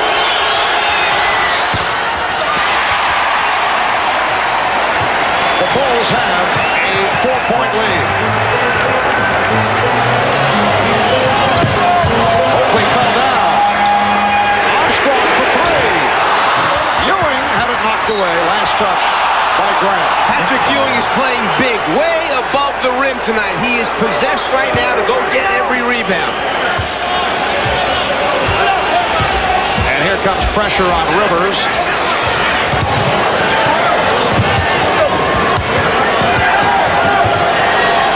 Shot clock down to 10, and now the Knicks are looking for the shot. The pressure at the half-court delaying the situation. Starks misfired. Here comes Pippen. Caught right from Pippen. And a blocking foul called on Starks. Well, you mentioned the key thing back at the other end of the floor for New York. They were just starting to get into their half-court offense with 10 seconds remaining on the 24-second clock. And what they wound up with was about a 25, 26-foot jumper by Starks. Then he hustles back, tries to pick up the offensive foul, but Big Bill on his way gets the benefit of the call. A remarkable statistic. The Knicks have out-rebounded the Bulls 28-9. And yet here's Chicago with caught right at the line in front by 5 points. And if there are big reasons for it, it's the points off turnovers that Chicago has scored, and it's the blown opportunities by New York on fast break chances or little inside shots that normally they would convert that have rolled out that prevent them from taking the lead. Cartwright is 5 out of 5 from the line. They receive points off turnovers. The 19-4 advantage. Bulls lead by 6. They trap Rivers. Starks. And Starks will go to the foul line. That also puts the Bulls over the limit. Scottie Pippen collects his third. By keeping John Starks in the middle of the floor against the press, New York has been able to go over to the side, back to the middle, and wind up with a 3-2 advantage. Oakley on one side, Ewing on the left wing, Starks coming down the middle. So the hope is there that you've got scorers, you've got big people to get on the glass, and in Starks, a guy who, if the shot's not there, at least can distribute the basketball to a teammate. John Starks, a solid free throw shooter, has struggled at the line this series. 2 out of 5 in Game 5. 12 for 23 from the foul line coming into tonight. The Bulls 59, the Knicks 55. 5 minutes have gone by in the third quarter.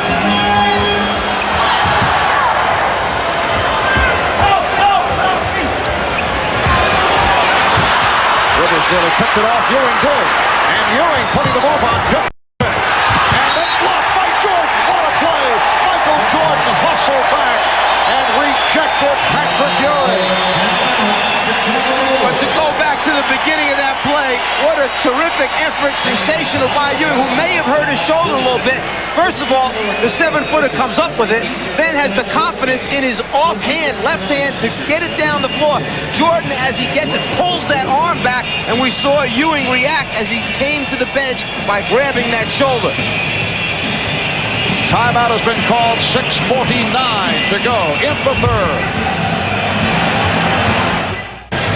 Hannah Storm back at Chicago Stadium. We told you before the game about the Knicks' late arrival here at the stadium, 6:55 local time, and the fact that they closed their locker room to the media prior to the game. Well, the NBA has just announced that it will be fining the Knicks for not making their players available before this playoff game.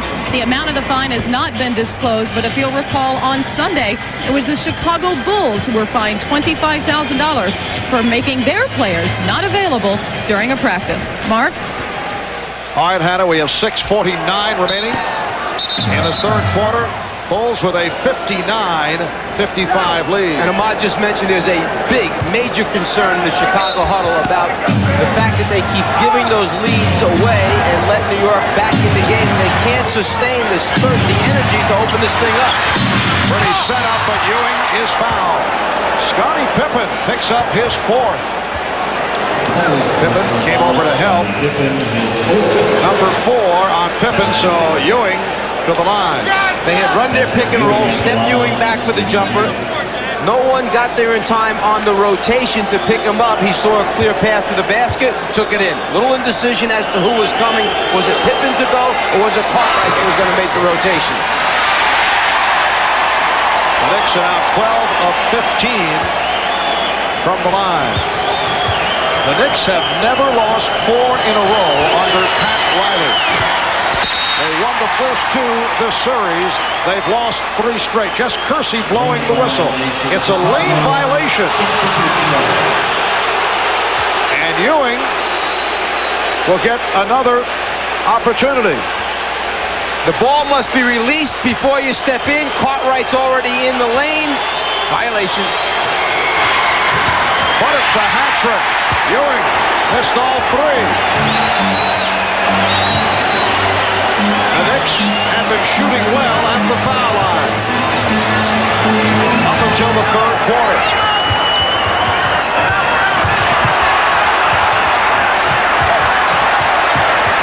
Shot clock at 3, at 2, at 1. Jordan rebounded by Oakley.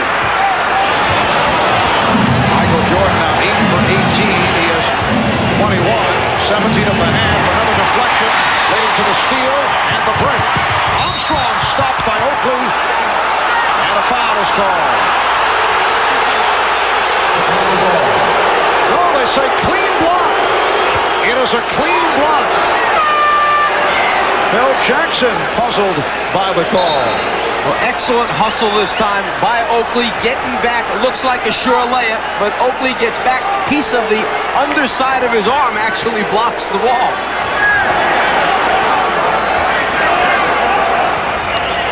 BJ thinks he got fouled. Oakley thinks it's a clean block, and the officials this time side with Charles Oakley. BJ can't believe it. The officials conferring, determining how much time is left on the shot clock and whether or not to allow Scott Williams to check in. And here he comes, replacing Scottie Pippen. 10 points for Pippen, along with 6 assists. Departing after picking up his 4th foul just a moment ago. Rivers trying to draw the foul. Jacob Wallace said, "Are you okay?" This play just continued. Doc looked up, wanted the offensive foul ball. Like you said, Jake looked at him and asked if he was okay, Doc. He also said, "Doc, you must be kidding." Ewing for Smith on a triple team. He challenged and was turned back. Jordan with the change of direction gives it back out. That's a little deja vu of the last game. Charles Smith going up in a crowd under the basket. Shot clock at 5, and now a foul is called. Todd Rivers, pushing foul. That is his 3rd. Smith strong inside, gets the nice feed pass by Patrick Ewing. A little pump fake and then takes it right to the front room, trying to draw contact. No call, no basket. Knicks with their third team foul. Bulls already over the limit. Smith over to help. Again, the Bulls find the open man. Williams missed the reverse. And Ewing gets to it. And New York has made an adjustment defensively. When Michael catches it in the post there, they're not waiting any longer. Someone's coming at him right away now, trying to get the ball out of his hands. And that is a huge adjustment in the New York defensive scheme. Ewing fires from deep. And the Knicks are within two. You know, Pat Riley had claimed, well, we're going to play him straight up, no question. But they are coming with a second man in certain situations. Bulls have missed the last 4 shots and having difficulty locating shots. Pretty pass. Grant able to hit and he's fouled. A gorgeous pass from Jordan. Let's go to the last time down the floor. Michael Jordan on the post-up being played straight up by Rivers. Here's the next defensive man that's going to come over and form the double team, something that New York doesn't like to do, but they get it out of his hands, which is what they want. Get it over to the other side of the floor. Make someone else have to beat you. The interior passing of Michael Jordan, sensational to Grant, who converts and now gets the opportunity to make it a 3-point play. Ewing called for the foul. It is a 3-point play for Horace Grant. Michael Jordan picked up his 7th assist with that setup. Greg Anthony and Anthony Mason have checked in. The Knicks are down by 5. 4 minutes, 15 seconds remaining. Third quarter. Anthony doing it off the dribble to set up Mason.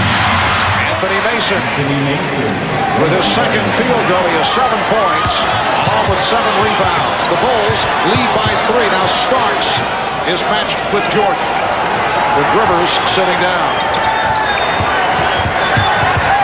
Oakley over to help. Armstrong. Cartwright keeps it alive. A rare offensive rebound for Chicago. And Ewing had it knocked away. Last touch by the Bulls.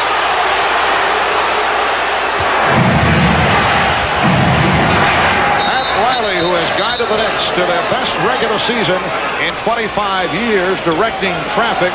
But as the Knicks move up court, we get a timeout being indicated. Let's see.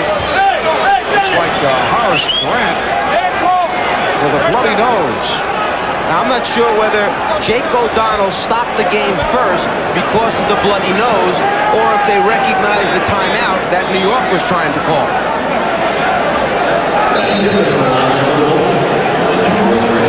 Apparently, it is not a timeout that has been granted. So then he stopped play because of the bloody nose. Now New York decides they want their timeout, so they're taking it. Time remaining 3:39 in this third quarter. For Michael Jordan, Michael continuing his media boycott today, although he did release a statement commenting on that new book that alleges he lost up to $1.25 million gambling on golf games during a 10-day period back in September of 1991. I talked about it with Bulls coach Phil Jackson, and I asked if all this concerns him. I've said this before many times, that this is the most competitive guy I've ever met, and I've known a lot of them. I've been with a lot of players over the course of time. They'll run a 100-yard dash with you. They'll do, you pick competition, I'll bet on it, we'll bet on it, let's go out and we'll do it. Pool, pinball machines, video games, they just love competition, direct competition. And you know, I think maybe as best friend said that Michael loves competition so much he finds a venue in which to put value on it and engage in it. It's a level that sometimes is, you know, maybe detrimental to his best interest. It certainly might be to our best interest at this time. Well, the shot clock is down to 3 as Starks was fouled. Fouled by Jordan. That is his third. You gotta admire the fact that Michael stepped up there, tried to take the charge, because he's still hurting in the middle of his chest from the blow he took in the last game at Madison Square Garden when Doc Rivers drove to the basket and he stepped over to take the offensive foul, caught a knee in his abdomen, a blow to the chest area. That was still bothering him down the locker room prior to this game. John Starks 2 of 3 from the line. A couple of the Chicago Bulls players, when asked about this new book concerning Michael Jordan's gambling, said, well, yeah, it is, of course, considered an addiction, but before you pass any judgment, you have to talk to him about it and see what he has to say. And apparently they are not looking to discuss it, at least during this run in the playoffs. So this will be ongoing as Scottie Pippen extends that Chicago lead to 5. And Ahmad just mentioned coming off the timeout that they wanted to open the floor up more. Phil Jackson did not like the congested offense, wanted to give more space for Pippen and Jordan to operate. He put Paxson in the game to spread them out as well. And Patrick Ewing beginning to show some signs. He has 13 points. The Bulls by 3 with 2:40 remaining. Third quarter. 8 times New York has shot the ball with under 10 seconds remaining. They've made 7 out of 8, which is sensational when the pressure's on and you have to make a shot against the Bulls defense. Scottie Pippen. So Pippen is now 6 for 10, 14 points. Chicago by 5. These two clubs just trading field goals.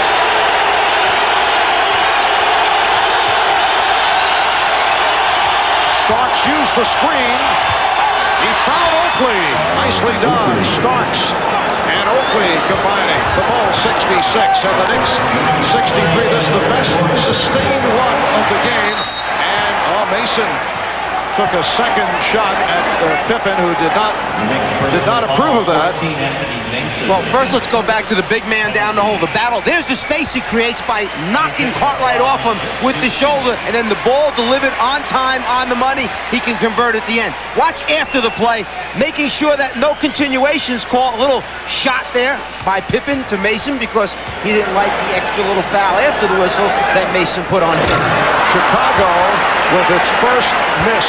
They hit 15 straight. Well, that was the first testy moment we've seen here tonight with Mason going at Pippen.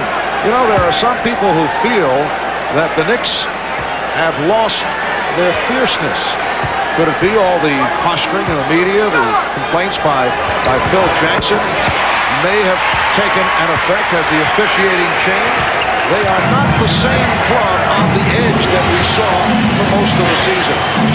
Well, I'm sure that the talking that has gone on and the warnings that have come down, the flagrant fouls, the ejections from games, all but cause of concern. Nobody wants to get thrown out at this critical stage. The next thing is, keep in mind the fatigue factor of a 7-game series. At this level, it's incredible. Players do wear down. And Pippen trying to convert off the steal, and a foul was called.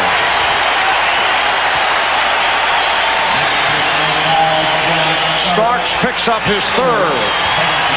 During the course of the regular season, on the left, you see the average minutes played. But then come playoff time, when you have to step up and the demands are greater, it becomes more physical. And when you're playing against a championship team, sometimes it takes its toll. And you're not the same players at the same team that you were.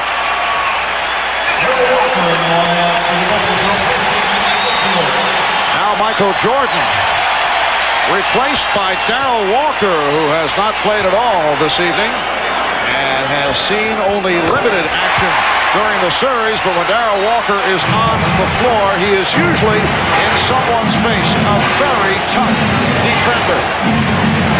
The matchup is Walker against Starks. Illegal defense called again against the Bulls. That's their third violation. Scottie Pippen is complaining that you're allowed to cross under the foul line if you are anticipating a pass to the post so that you can get on your way to a rotation. If players ball fake, and you see Pippen at the foul line start to go down below it, come back on this ball fake there, he crosses below, but then tries to come back. That's where he gets called for the illegal defense, and he says, in his opinion, it should be okay because there was a ball fake from the rim. He was just anticipating it. The Knicks had missed their previous 4 at the line. They're now 13 for 19.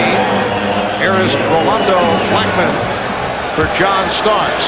One of the best at that, at exploiting the defense and exposing him, was Larry Bird when he played. He'd get deep behind the three-point line, ball fake, ball fake, ball fake, drive the defense is crazy. And then you had to play him out there because of his looking for the violation. Greg Anthony not able to hit. Williams with the block, and then Anthony called for the foul. That is number 4 on Anthony. How many times do you think you've got a sure score? This is in for Oakley, right? No, it's not. Erased by Scottie Williams, and Anthony gets a little bit too aggressive in trying to jam the outlet pass. Scottie's happy with himself. He makes a big defensive play. Both teams over the limit with 1:03 to go in this third quarter. Cartwright 5 for 5 from the line. The Bulls 70 and the Knicks 64. Now, I was talking with Scott Williams down in the locker room earlier before the game, and he was talking about, you know, if I get a few more shots, I'll score a few more points. And I just mentioned to him, Scottie, you got a job to do. That's his job. Rebound the basketball, play good defense, block some shots, set good screens. Don't worry about being a big scorer. Well, isn't that the end result of a player perhaps playing for his contract? He will be a free agent. You have to be concerned about that. Those are some of the subtle things that take place on teams during the course of years where guys get out of sync, get out of what they do best for their team by going for themselves. Excellent pressure by Chicago. Only 7 on the shot clock. Mason, yes. Anthony Mason with a tough angle jump to bring the Knicks within 5. Another converted score for New York with the shot clock down, as you said, under 7 seconds, and yet they make another big one. Bulls 71, Knicks 66. Pippen rebounded by Oakley. The Knicks continue to dominate the Bulls.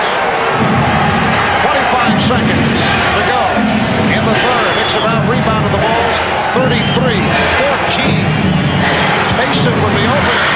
Yes, he's hit 2 straight, and the Knicks are within 3 with 16 seconds left in the third. And I would imagine it'll go to Scottie Pippen to try and create for either Tucker in one corner, Paxson in the other, or Pippen to beat Mason off the dribble. Mason's been giving him room. That's why Pippen's gone for the jump shot. Right now, he's up tight on him. Final seconds of the quarter. The fake by Pippen. Rebound Ewing as time runs out in the third. The Bulls at one stretch led by as many as 10. The Bulls now lead by 3 as we head to the fourth quarter. Scottie Pippen now with 17. Michael Jordan has 21. High point men for the Knicks. John Starks with 14. Patrick Ewing with 13. Back after these words from your local station. Back to Chicago Stadium as we head to the fourth quarter. Yes, the hottest and the biggest ticket in town. The Knicks and the Bulls meeting in game number 6. And the Bulls with a 3-point lead. They've led by as many as 10. Tonight's game represents the legacy of this New York Knicks team. They will be remembered for winning or losing this desperation game in Chicago. The Bulls, on the other hand, have nothing to prove, and they also have a Game 7 waiting in the wings, even though it is in New York. So the pressure on the Knicks right here. Foul is called. King getting involved with Ewing. Stacey King called for his first. King complaining that Ewing hooked his arm. Too much contact over the top, the push, the shove, the physical play in the post area. Now John Starks is back, replacing Rolando Blackman. Pat Riley staying with Greg Anthony. Anthony and Starks at the guards. Ewing, Oakley, Mason up front. The Knicks have out-rebounded the Bulls 34-14. Turnovers, though, have hurt them, and they have been missing from the line here in the second half after the good shooting in the first half. Wild shot by Anthony. So that is what will put Greg Anthony back on the bench, even though he is so effective against the press. But you got to break down the defense off the dribble. You have to take it to the hole and try and get a shot attempt up there. Now, if that would have gone in, would you have been upset with him? Well, I think I'm not upset with him. Okay, thank you. Paxson for 3. John Paxson hits the three-pointer, and a technical foul has been called on Greg Anthony, and Patrick Ewing is in his face. Now, you say, am I upset with him? I am an objective observer. But as watching basketball, I say that if you take poor shots, as Anthony usually does, and if you get in situations like this where the game can get out of hand, it's not smart. That's why he will be back on the bench very shortly. And that's what the problem has been with his game right throughout the season. The Bulls 75 and the Knicks 68. Moving on, yes. Phil Jackson gambled, left Paxson in the basketball game to try and extend the defense. Well, nice move by Coach Phil Jackson, leaving him on the floor. Remember, Paxson had a hot hand in Game 3, getting 5 out of 7 key buckets, 14 points in all. He scored 7 today. Here's Ewing. Patrick Ewing, who a moment ago was in the face of Greg Anthony. They just continued the discussion as they moved up court, and here comes Doc Rivers. All Ewing told him coming down was, get me the ball on time. Don't wait too long, don't hold it too long. Just get it to me on time, because Patrick Ewing wants to take over for his team right now. Grant. Ewing with the rebound. And he took a shot in the chin. 10 rebounds for Patrick Ewing.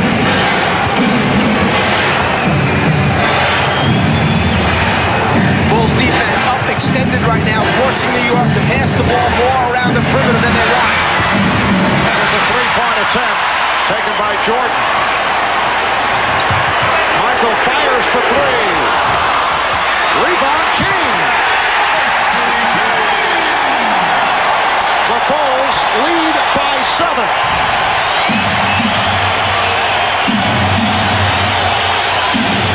And Pat Riley getting set to reinsert both Charles Smith and Doc Rivers. The chant of defense. Shot clock down to 4. Starks for 3. To it. You gotta love the battle between Oakley and Grant, two warriors that just stay after, give you that second and third effort. Sometimes it goes one way, the next time the other way. Pippen. Oakley able to haul it down. Looked like Pat Riley was getting set to call a timeout to make the substitutions, but he decides to let it keep flowing, and it pays off. Anthony Mason has been a major contributor. Mason has 13. The Bulls lead 77-72. Well, the players were up there to report in, but knowing that the next dead ball becomes a mandatory timeout, they just return to the bench knowing that both teams will have to come in. Change of tires, obviously. And Jordan was fouled. That won't count. Does not get the call on the continuation. Starks picks up his 4th. And now the Knicks get the timeout. Michael Jordan getting down the baseline, strong enough to keep Starks away. Finishes the shot, but it doesn't count. Genuine moments. And tonight's Miller moment takes us back to May of 1988. The Atlanta Hawks had defeated the Boston Celtics in Boston, taking a 3-2 lead. The Hawks could have wrapped it up at home in Game 6, but the Celtics won 102-100 and then went on to capture the series at home in Game 7. The Hawks, coached by one Mike Fratello, became the 7th team in 14 years to blow a 3-2 lead in the series. Just reporting the action, but Doc Rivers, a member of that Hawk team, told me that you felt that the Celtics tightened up the Knicks back in Boston because you guys were a fast-breaking ball club and it does not allow the ball to flow right through and they could take advantage. Is that accurate? Obviously, that was our problem back then. Doc was hallucinating. I didn't realize what was going on. You know, you could have worded that so many different ways, but to say that we blew a 3-2 lead. I'm only reading what was presented to me.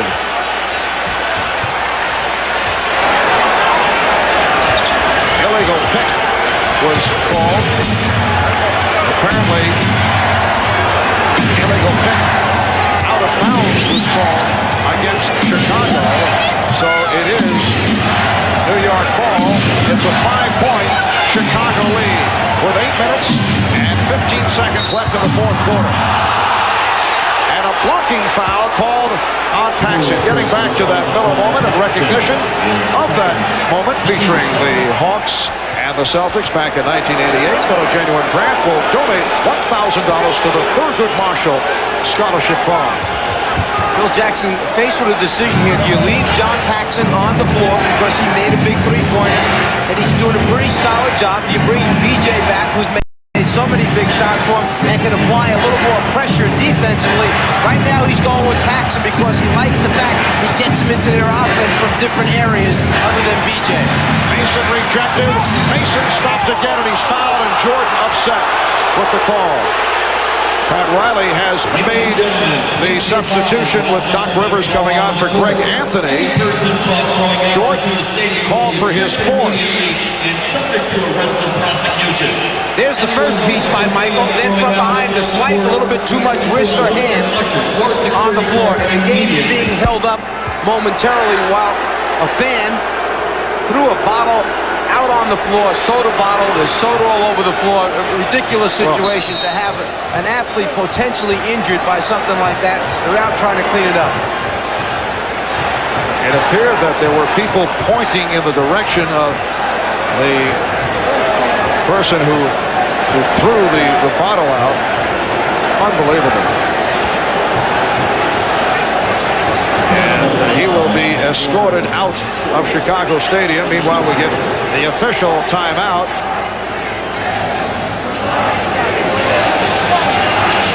Now to 7:53 remaining in this fourth quarter. The Bulls lead by 5. A reminder this weekend, NBC Sports serving up Grand Slam tennis action as we continue our coverage of the French Open presented by Coca-Cola Classic. Tomorrow at 12 noon, you'll see exclusive coverage of the women's final as #1 seed Steffi Graf will take on Mary Jo Fernandez, the #5 seed. That's right here on NBC tomorrow, starting at 12 noon, and at 3 o'clock Eastern time, starting with Showtime. It'll be Game 7 between Seattle and Phoenix. How about the performance by Sean Kemp last night? An inspired 22 points, 15 rebounds. Charles Barkley will be looking to turn it from the 4 of 14 from the field. That Seattle group just might be wild enough to go in there and win a Game 7 away from home. They play with so much aggressiveness. They play with so little concern about who they're playing against, and they just could steal that series. Look at the turnaround at the foul line in the second half. The Knicks were 9 for 10 from the line in the first half. They are 4 of 10 in the second half. And again, Pat Riley is suffering as he watches his team die at the foul line. That killed them in Game 5 in New York. How about George Karl, one of the more colorful coaches in the NBA? He made the statement recently that his goal is to coach someday in the CBA. He had a stint, you'll recall, in the CBA. In fact, after Sonic games this season, in the middle of the night, he would dial the CBA hotline to check on scores. George Karl, on top of basketball all over. Absolutely. And obviously enjoyed his time in the Continental Basketball Association. He's done a great job with the Seattle Supersonics. Bulls by 4. Paxson. Rebounded by Grant. Paxson for 3. Kept alive by King, and he drew the foul. Stacey King will go to the line for the first time. That is #5, committed by John Starks. And that man right there, Pat Riley, has done some job with this basketball team. In only 2 years, would you say that perhaps they're slightly ahead of schedule?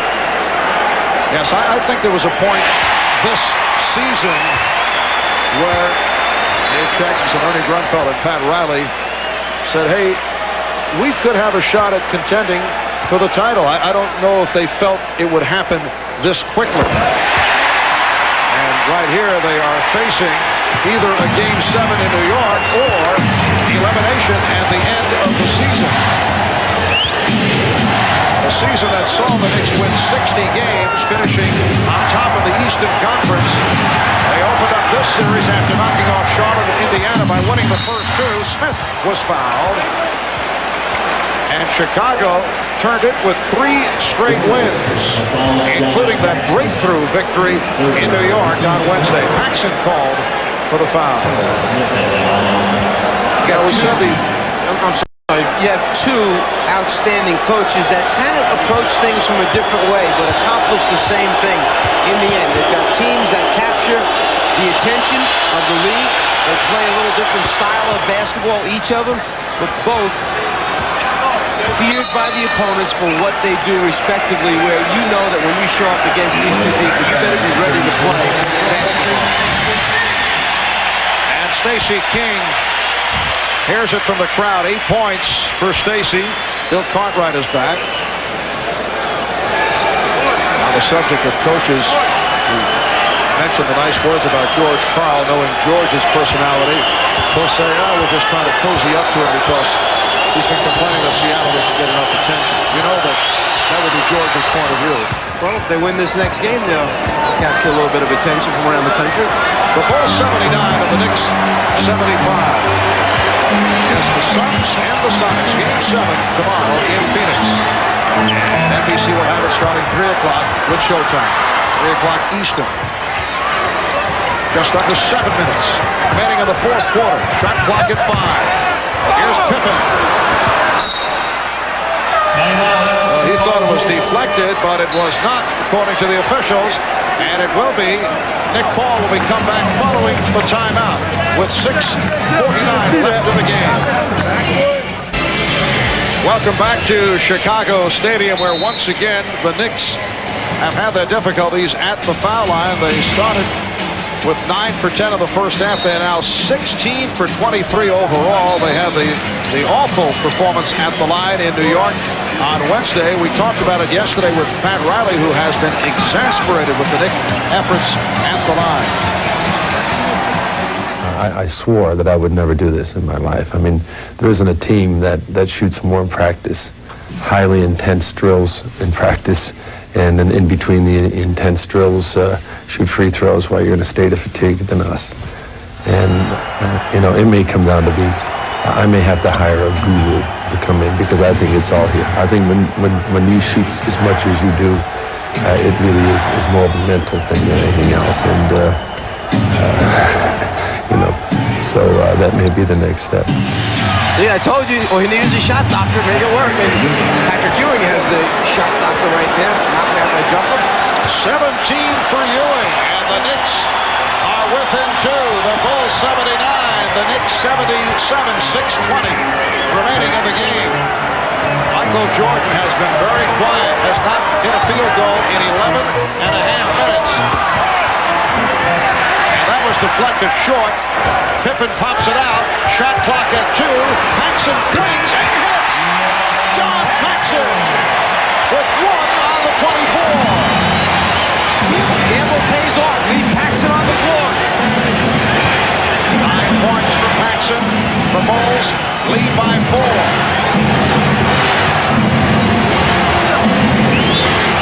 Ewing sets the pick.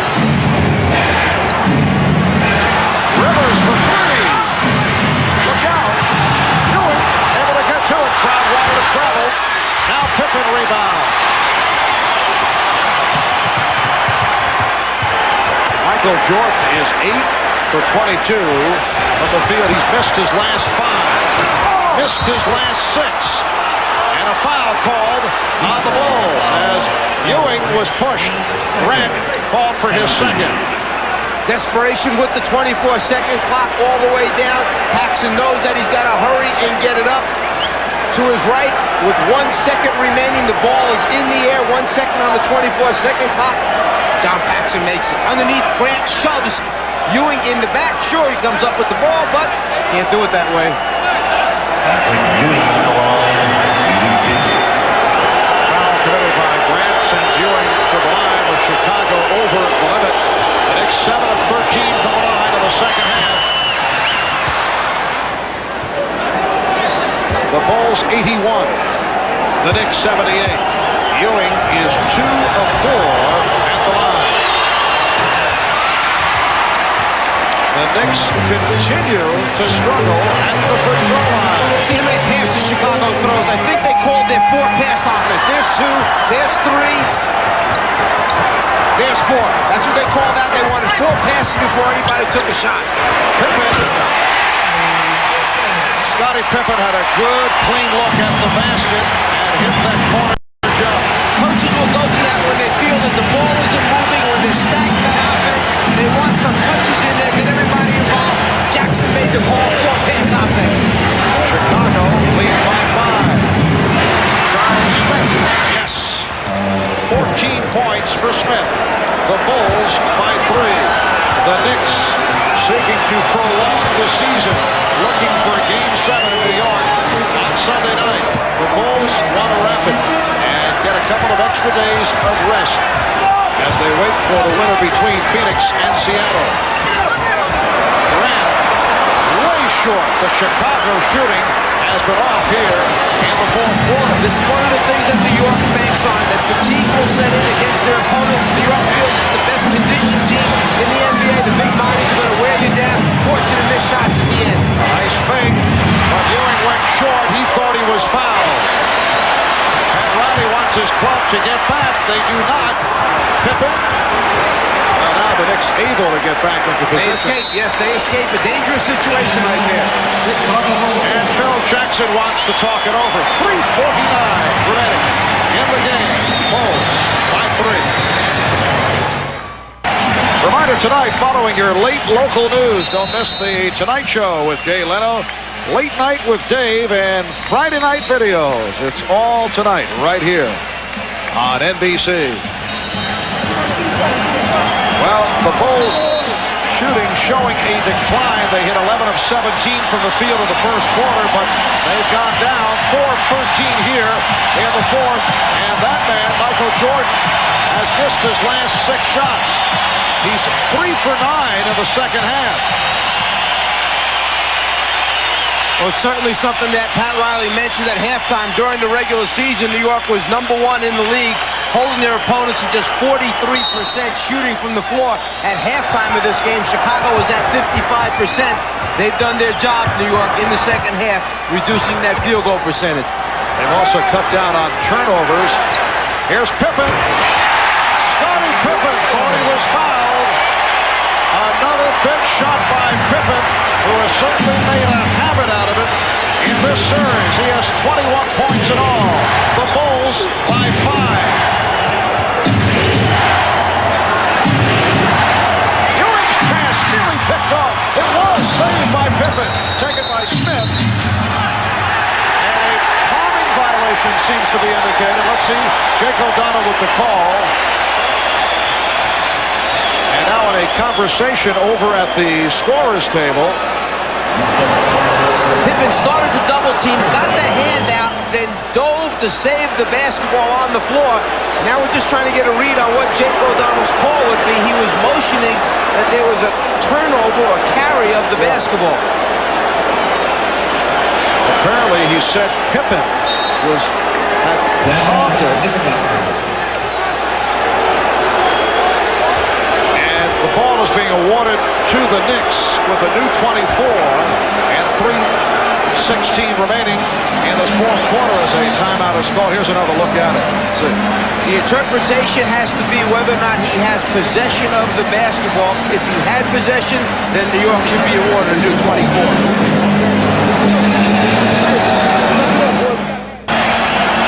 The interpretation was this was not a slap or a bat by Pippen, that it was a controlled save, and because of that, a new 24 seconds will be awarded to the New York Knicks rather than just playing out the time that's left on the 24-second clock. So it's not a palm as we thought. It seemed to be the indication. The motion that Jake O'Donnell was making, turning his hand over, meant that he felt he had controlled it long enough in saving it, and it wasn't a slap.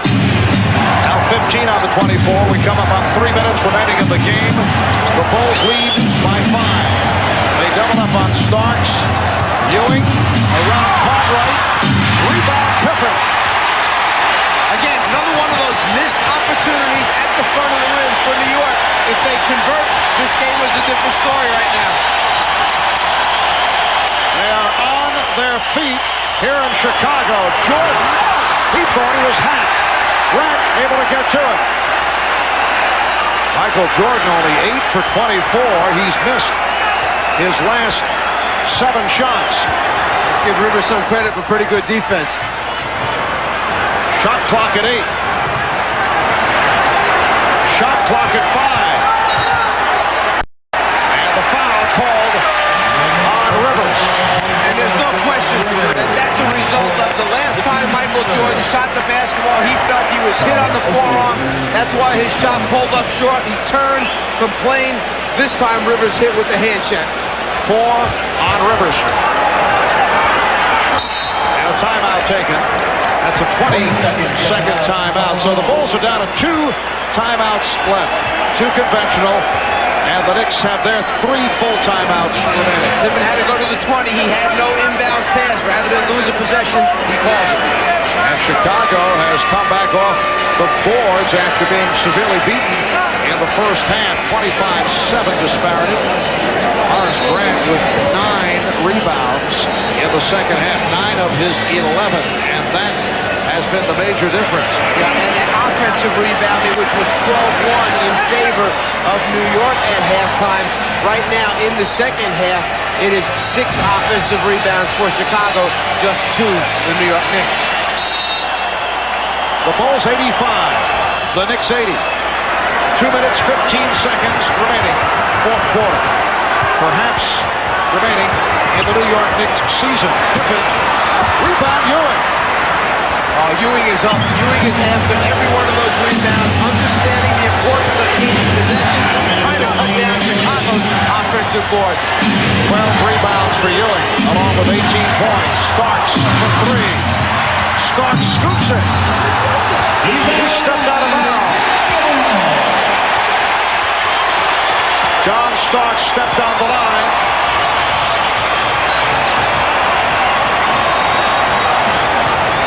Hustling after the loose. There's the right foot on the line while he's got possession. Good call. No question about it. Rivers and Jordan in each other's faces. Minute 35 to go. Jordan fouled by Rivers. And now Jordan with some words for Rivers. And Jordan being ushered aside.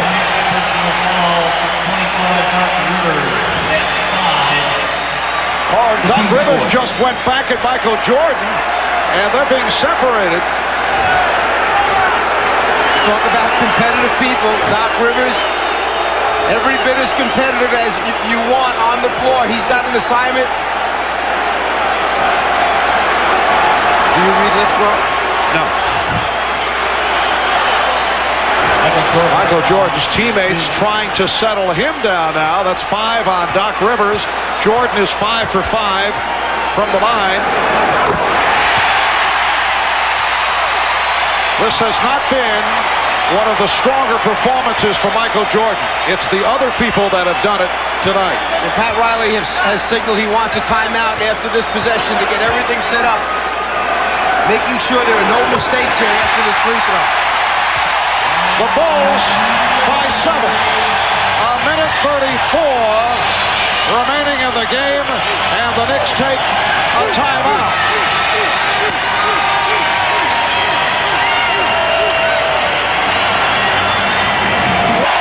Time appears to be running out on the New York Knicks. Knicks and Bulls each have 2 timeouts left. It will be New York ball. The Bulls lead 87-80. 3-point shooters for New York, Doc Rivers, John Starks, the 2 primary guys.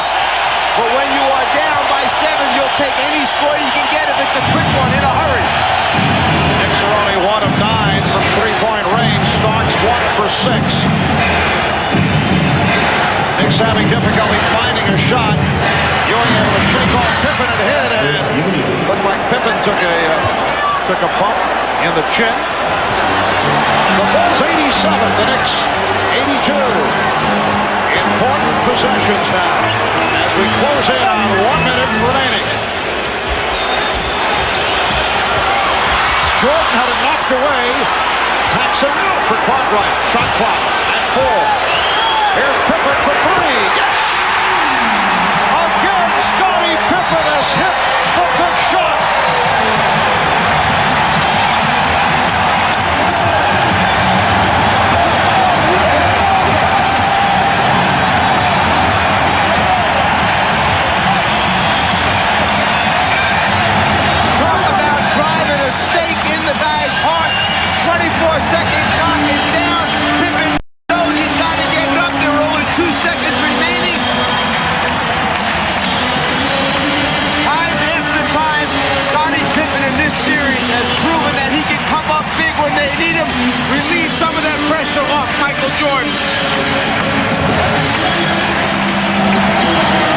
enormous shot for Scottie Pippen to extend to an 8-point Bulls lead.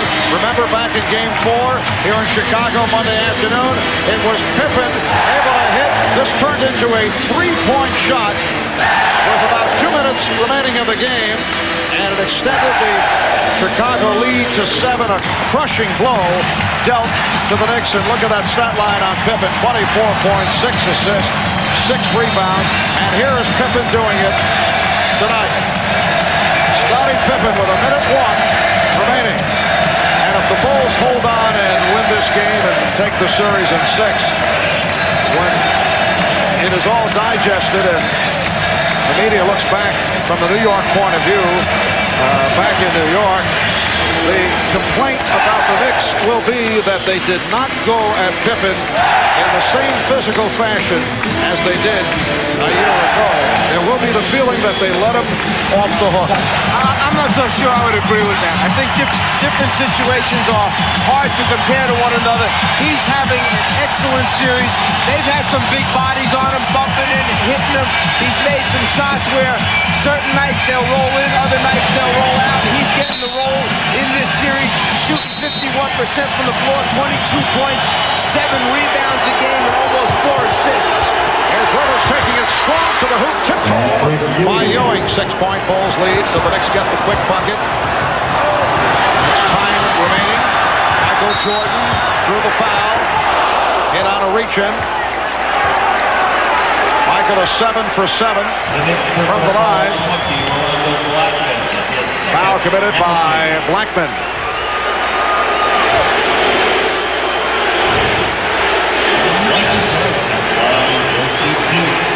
The Bulls 25 for 26 from the foul line tonight.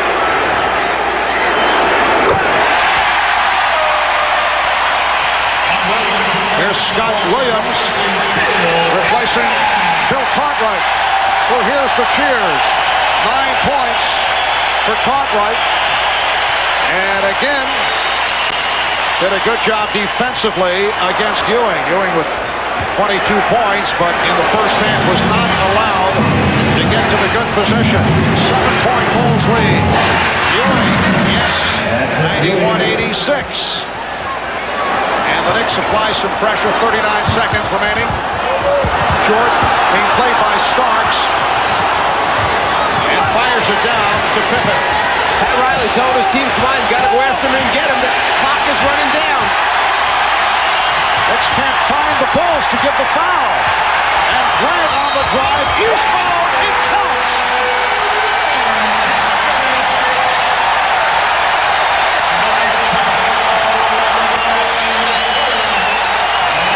Rolando Blackman with the foul.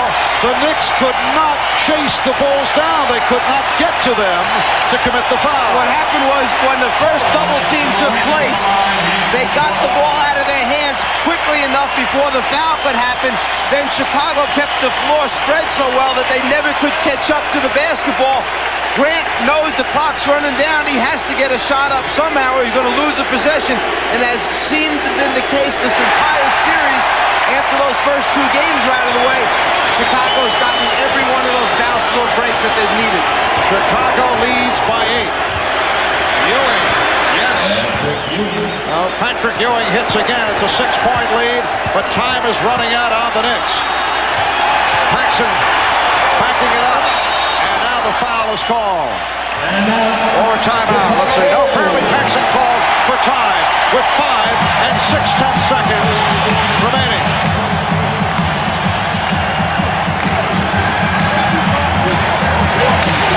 The Bulls 94 and the Knicks 88. We'll be right back. Is a miraculous turnaround. The Chicago Bulls are headed back to the NBA Finals. Wow, for the New York Knicks, it's been an exciting impact season. 60 victories, top record in the Eastern Conference. They've come a long way in 2 years. Their best season in 20 years under the leadership of Dave Checketts and Ernie Grunfeld, Pat Riley, in particular when you consider the revamping of the roster over the past year, but they've fallen short raising the questions. Is it that Patrick Ewing still does not have the complementary players surrounding him, or is it Patrick Ewing, although an excellent all-star performer, still not able to rise enough to bring his team to the next level? Or is it at this stage of his career, despite all the off-the-court potential distractions, is it just impossible to defeat Michael Jordan? I'd like to say that it's probably much more the last thing about the Chicago Bulls and Michael Jordan than it is anything to do with the Knicks. Patrick Ewing has showed that he is a superstar. He has stepped up and been a leader this season for the New York Knicks, both on the floor and off. Every one of these other players should be commended for the commitment that they have made under the Riley system and program, and it's paid dividends. One thing they will feel is a sense of pride, disappointment that they didn't advance to the finals, but after 2 years, there's not one of them, front office included, that should regret what they've accomplished.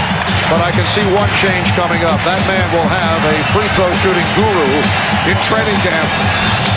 Hey, what are you doing next? No, I'm busy. Look at that stat. Last 15 years, 106 teams have been down 0-2. 3 have come back to win the series, make it 4. The Chicago Bulls, as Scott Williams concludes matters for a 96-88 victory. And it is Chicago going on to the NBA Finals. Chicago will attempt to three-peat, trying to become only the 3rd team in NBA history to pull off 3 in a row. Ready? While for the New York Knicks, the season has concluded, and now the Bulls wait for the winner between Phoenix and Seattle. That to be settled tomorrow. Now let's go over to Ahmad Rashad, who has Scottie Pippen alongside him.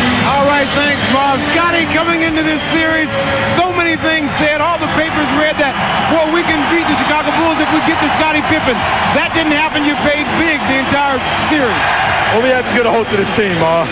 Winning in New York the first 2 games, it was tough. We never could get adjusted to their defense. And we got back home, watched a lot of tape on them, and we made some adjustments, and it helped us throughout the series. One of the things you guys never lost was your confidence. You always thought you could come back in this series. Well, definitely. I mean, we've always been a good road team. We always had that confidence and that mentality of going out on the road and winning. And we're going to take care of business here in the stadium. We just had to get that win in New York. As you look forward to this series, Seattle or Phoenix, which would you prefer? Well, right now we're going to enjoy this big win tonight. So hopefully they go in about 4 or 5 overtimes and get tired before we finish the first game. But we don't know who we're going to be facing. It's going to be a tough series. All right, Scottie, congratulations. Good luck to you. We'll see you in the next round.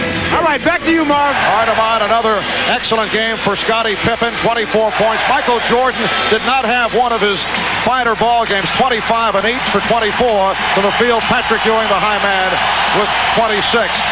Well, how have the Bulls fared against the Sonics and the Suns? Well, against Seattle, the Bulls won in Seattle. And then here in Chicago, the Bulls won by 3. Jordan with big games on both occasions. So they went 2-0 against Seattle, against Phoenix. A 128-111 Chicago win back in November at Phoenix. Jordan at 40. And then March 30th at Chicago, the Suns won 113-109, led by Charles Barkley. That's the final. The Bulls defeat the Knicks to win the series in 6. And they are headed to another NBA final. A reminder, tomorrow, starting at 12 noon, the French Open Women's Final, presented by Coca-Cola Classic. Number 1 seed, Steffi Graf, going against number 5, Mary Jo Fernandez. And then tomorrow, Game 7, it'll be Sean Kemp and the Sonics, Charles Barkley and the Suns, starting 3 o'clock Eastern Time with Showtime. And then tonight here on NBC, The Tonight Show with Jay Leno, late night with David Letterman, and Friday night videos. It's all coming up. Final score, once again here in Chicago. The Bulls 96 and the Knicks 88. For Mike Fratello, Ahmad Rashad, and Hannah Storm, I'm Marv Albert. This has been a presentation of the NBA on NBC.